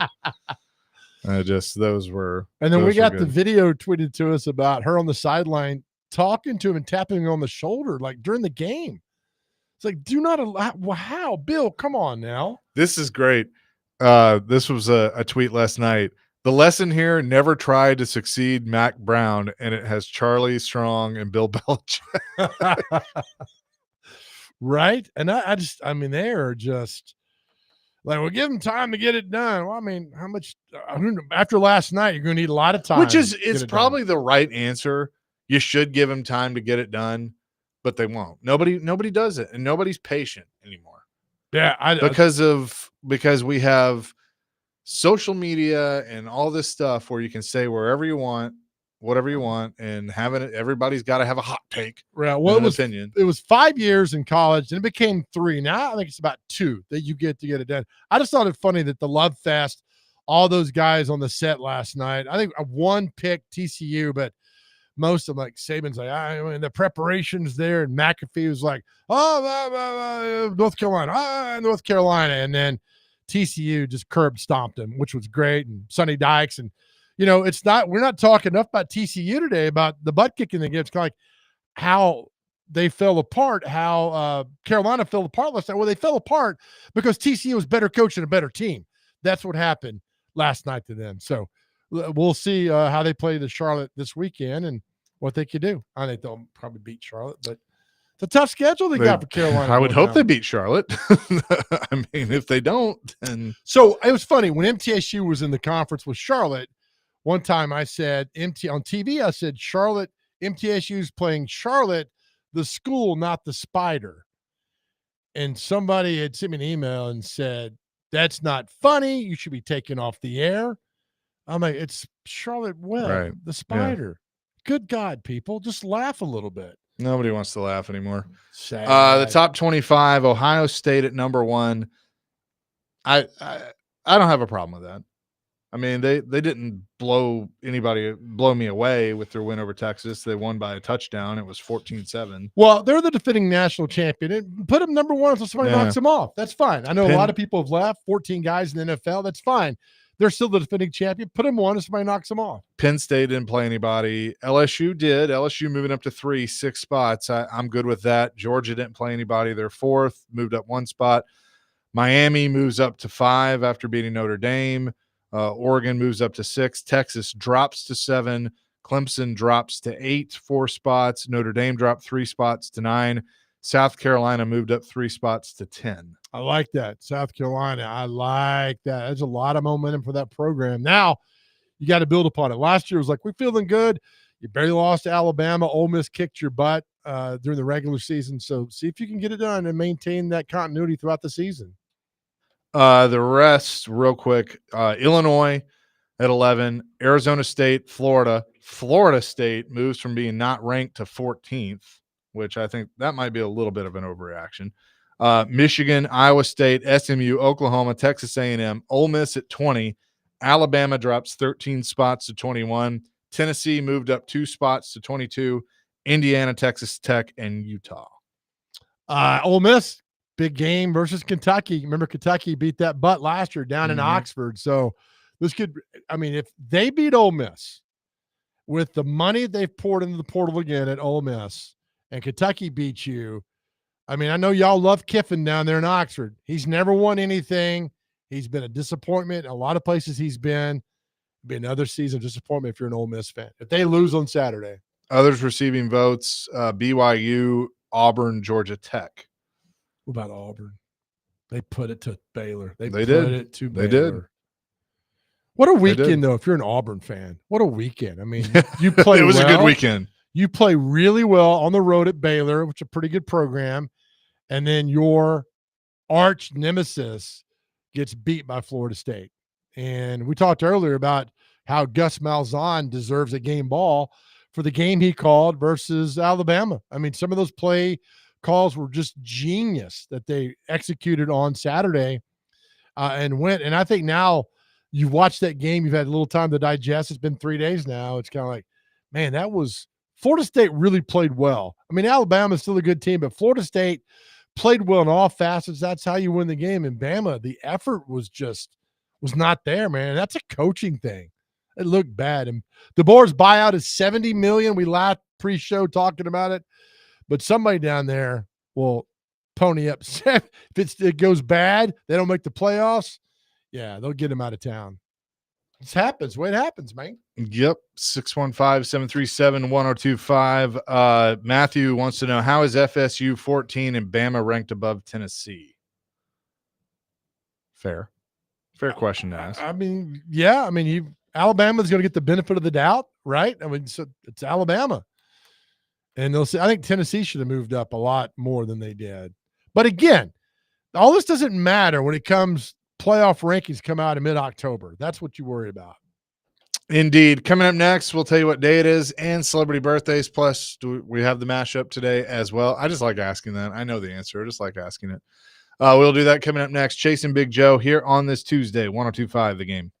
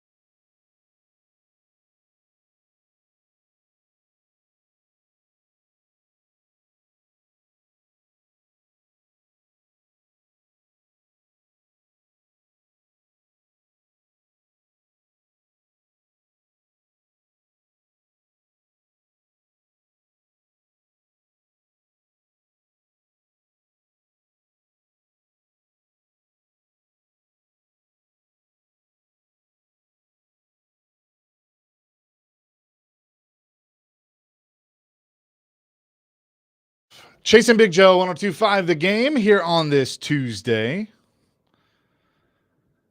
Having a great day. We'll be out at MTSU tomorrow. Looking forward to that. Talking to Coach Mason and hanging out there, and then we're heading to Wisconsin this weekend. So we're headed up, man, to the land of is it land of dairy? Is that what that is? Wisconsin? What are you shaking your head for, Dr. Crane? Saying, cheddar, the Wisconsin cheddar cheese, baby. I love it, man. You know, people can't see. We need to get you a camera. I know I need to work on or a step stool. A step stool. You're the Dow Loggins of radio. I love you, man. Yeah. Joe, that's over my head there, man. Oh, well, because most things are. I mean, physically, it's okay though. I'm a big slob. You're a handsome young man, so I mean, it's what we're dealt with. It's fine. But you're the best, man. You are our big toe. You're our Sergeant Hulka. For those that remember the movie Stripes, that's what you are. You're our big toe, buddy. Yep. All right. With that, let's get to what day is it and celebrity birthdays. And celebrity birthdays and what day is it? And the mashup is, of course, all brought to you by Jarrett Companies, Inc. Use their electrical division for installations, inspections, upgrades, and more. JarrettCompaniesInc.com, above and beyond industry standards. All right, gentlemen. First on this, we have another Look Unlimited Day. I guess that's for shopping, maybe. Next one on the list is Bison 10 Yell Day. So if you own a bison and a 10, if you own a bison, I don't know. Maybe you eat a bison. Delicious. Calendar Adjustment Day is today, so adjust your calendars. National Blueberry Popsicle Day. Didn't know that was a flavor. National Grits for Breakfast Day. Delicious there. Joe loves his grits. I do. Pierce Your Ears Day. You guys care to do that? I do. I had mine pierced at Claire's a year ago. Oh. At the mall. All right. Spalding Baseball Day is today. Telephone Tuesday. And to wrap it up, the last two, Victory Over Japan Day and World Coconut Day. Hand in hand, or they're separate? Separate. Okay. All right. Good job, Dr. Crane, as always. All right, time for celebrity birthdays. You got to get these within two. Our first birthday, the actor, former UCLA quarterback Mark Harmon. His father is a Heisman Trophy winner. How old is Mark Harmon? NCIS, my favorite. Bonus points. You tell me who he's married to. He is. Oh, what's her name? What She's TV show she was on? Is it Mork and Mindy? Boy, Chase McKay. Pam Dalbert. Pam Dalbert. Mark Harmon is 73. 77. 74. Okay. There's no way Chase was losing that one. Next up is Keanu Reeves. How old is Keanu Reeves? 57. 52. 61. Utah, give me two. Next up, Salma Hayek. Hayek. God, I can't. Salma Hayek. 58. 59. 59 exactly. Nice. And in the words of one Greg Pogue, still getting it done. Move on down here. Let's see. All right. Drummer Paul Deacon of one of my favorite bands, live here in Nashville, the Mavericks. How old is Paul Deacon?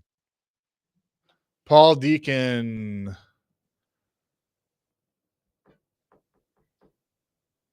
64. 72. 66. Tied at 2. Going down a few more here. Bass player Sam Rivers of Limp Bizkit.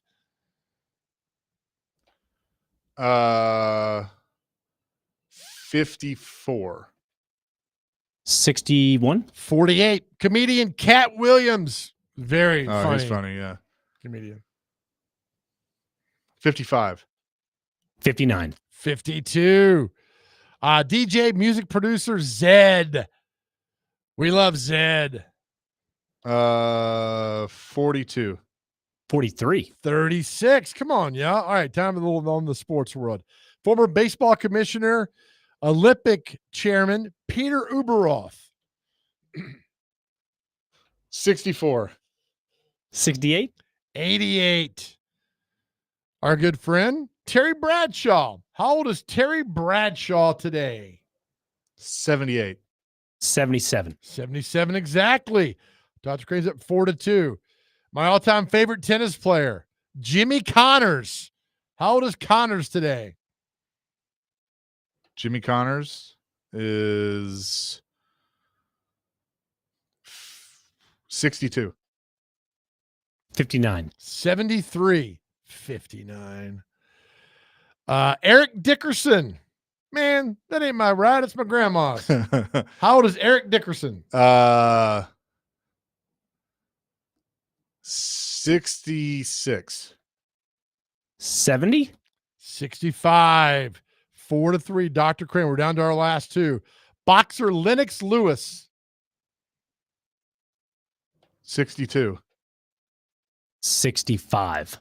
60. Again, they're tied at 4, down to our last birthday. Woo! All right, here we go. Former Pittsburgh Steelers quarterback, one Tommy Maddox. Former XFL MVP. Oh, that's right. All right. Tommy Maddox is because he was the quarterback in the flop game with Nedney, right? In the divisional playoffs. He was. That's right. All right. I'm gonna say 51. 53. Oh, at the buzzer, one Nicholas Frazier wins. He's 54 years old. Nice. At the buzzer. Good Thank job, boys. Nice. Let's get to the mashup with that. Happy Tuesday, everybody. Welcome in Chase and Big Joe, 102.5 The Game. He's Big Joe Dubin. I'm Chase McCabe. Dr. Crane, Nick Frazier on the ones and twos behind the glass. JD in Nashville. Bill Belichick to his girlfriend. I just got plowed by mediocrity. Your turn. Oh, yes. Yes. Yes. Yes. Oh. Who did that? Who said that? JD. Awesome. Oven. Yeah. Got a bun in the oven. That's what he said when his wife was pregnant. Hey, so he I don't even know what it's called. Is it called Bounty Gate? I thought it was called Bounty Gate. Does nobody look around? These guys don't care in there. I don't remember it. I don't. He's I'm looking it up right now, Joe. Okay. I don't care. What are you talking about? Samuel Warmack is a nickel corner. Is the second one. Jalen Armour, they got him from the Colts. Jalen Armour Davis. You're mashing guys. You're making holes. You're letting the guys develop down the field and throw the pass. There's a lot of good that goes with that. That's what she said. Well done, Dr. Crane. Well done. Who? Yeah, you're eating off these Titans too deep. I'm like, who? Ah, local boy. Until they get a Dredrick Tatum, I will not be happy with the guys that they get. Powerball is at $1.3 billion. Yep, the drawing is tomorrow night. Now, Dr. Crane and I, we've figured a little something out. The actual Powerball itself, something around 78% of the time, that Powerball is a derivative of 3, 6, 9, 12, 15, 18, on and on and on. So remember that tomorrow night when you go and make your Powerball. I do quick pick for the 5, then I pick my Powerball after that. And there will be signs that I have won. Mainly, I'll be on a mountaintop in Machu Picchu, whatever that place Machu is. Picchu? Yeah, Pikachu. Pikachu? I'll be on top of Pikachu. Bless you. And I'll send a postcard from San Montaneo. That's real good. One for Fort Hancock, Texas, please. Cash options, what, 600 million? Yeah, I mean, I would take that. I'd buy my mama anything she wanted because she's number one. So, and then I read I'd like float on down a river. 12,000 Caribbean islands up for sale. So we could buy an island. Buy an island, right? Yeah, that'd be fun. Chase's Island. As long as it's not called Epstein. Yeah. Okay. I would call it the Chase and Company Island. Yeah, I want to hear that from you, not the owner. Yeah, right. Yeah, it'd be good. That's exactly what would happen. That is going to do it for us. DVD coming up next. Hey, as we always send the message out to every show, we've done it for 2 years. We'll keep doing it to our guys out there. If you're struggling, going through anything, Now we've partnered with the Unity Psychiatric Care. Just go to the website, thegamenashville.com, click on the Chase and Big Joe show, and help is right there with you and for you. We tell you all the time that our world is a better place because you are here. Click on the link, get the help. Help is around the corner. And the best part about this, you don't have to go through this alone. We love you. Our world's a better place because you are here. Know that we love you. More importantly, more than anything else in this world, God loves you. Peace, love, rock and roll. DVD is next. 102.5 The Game.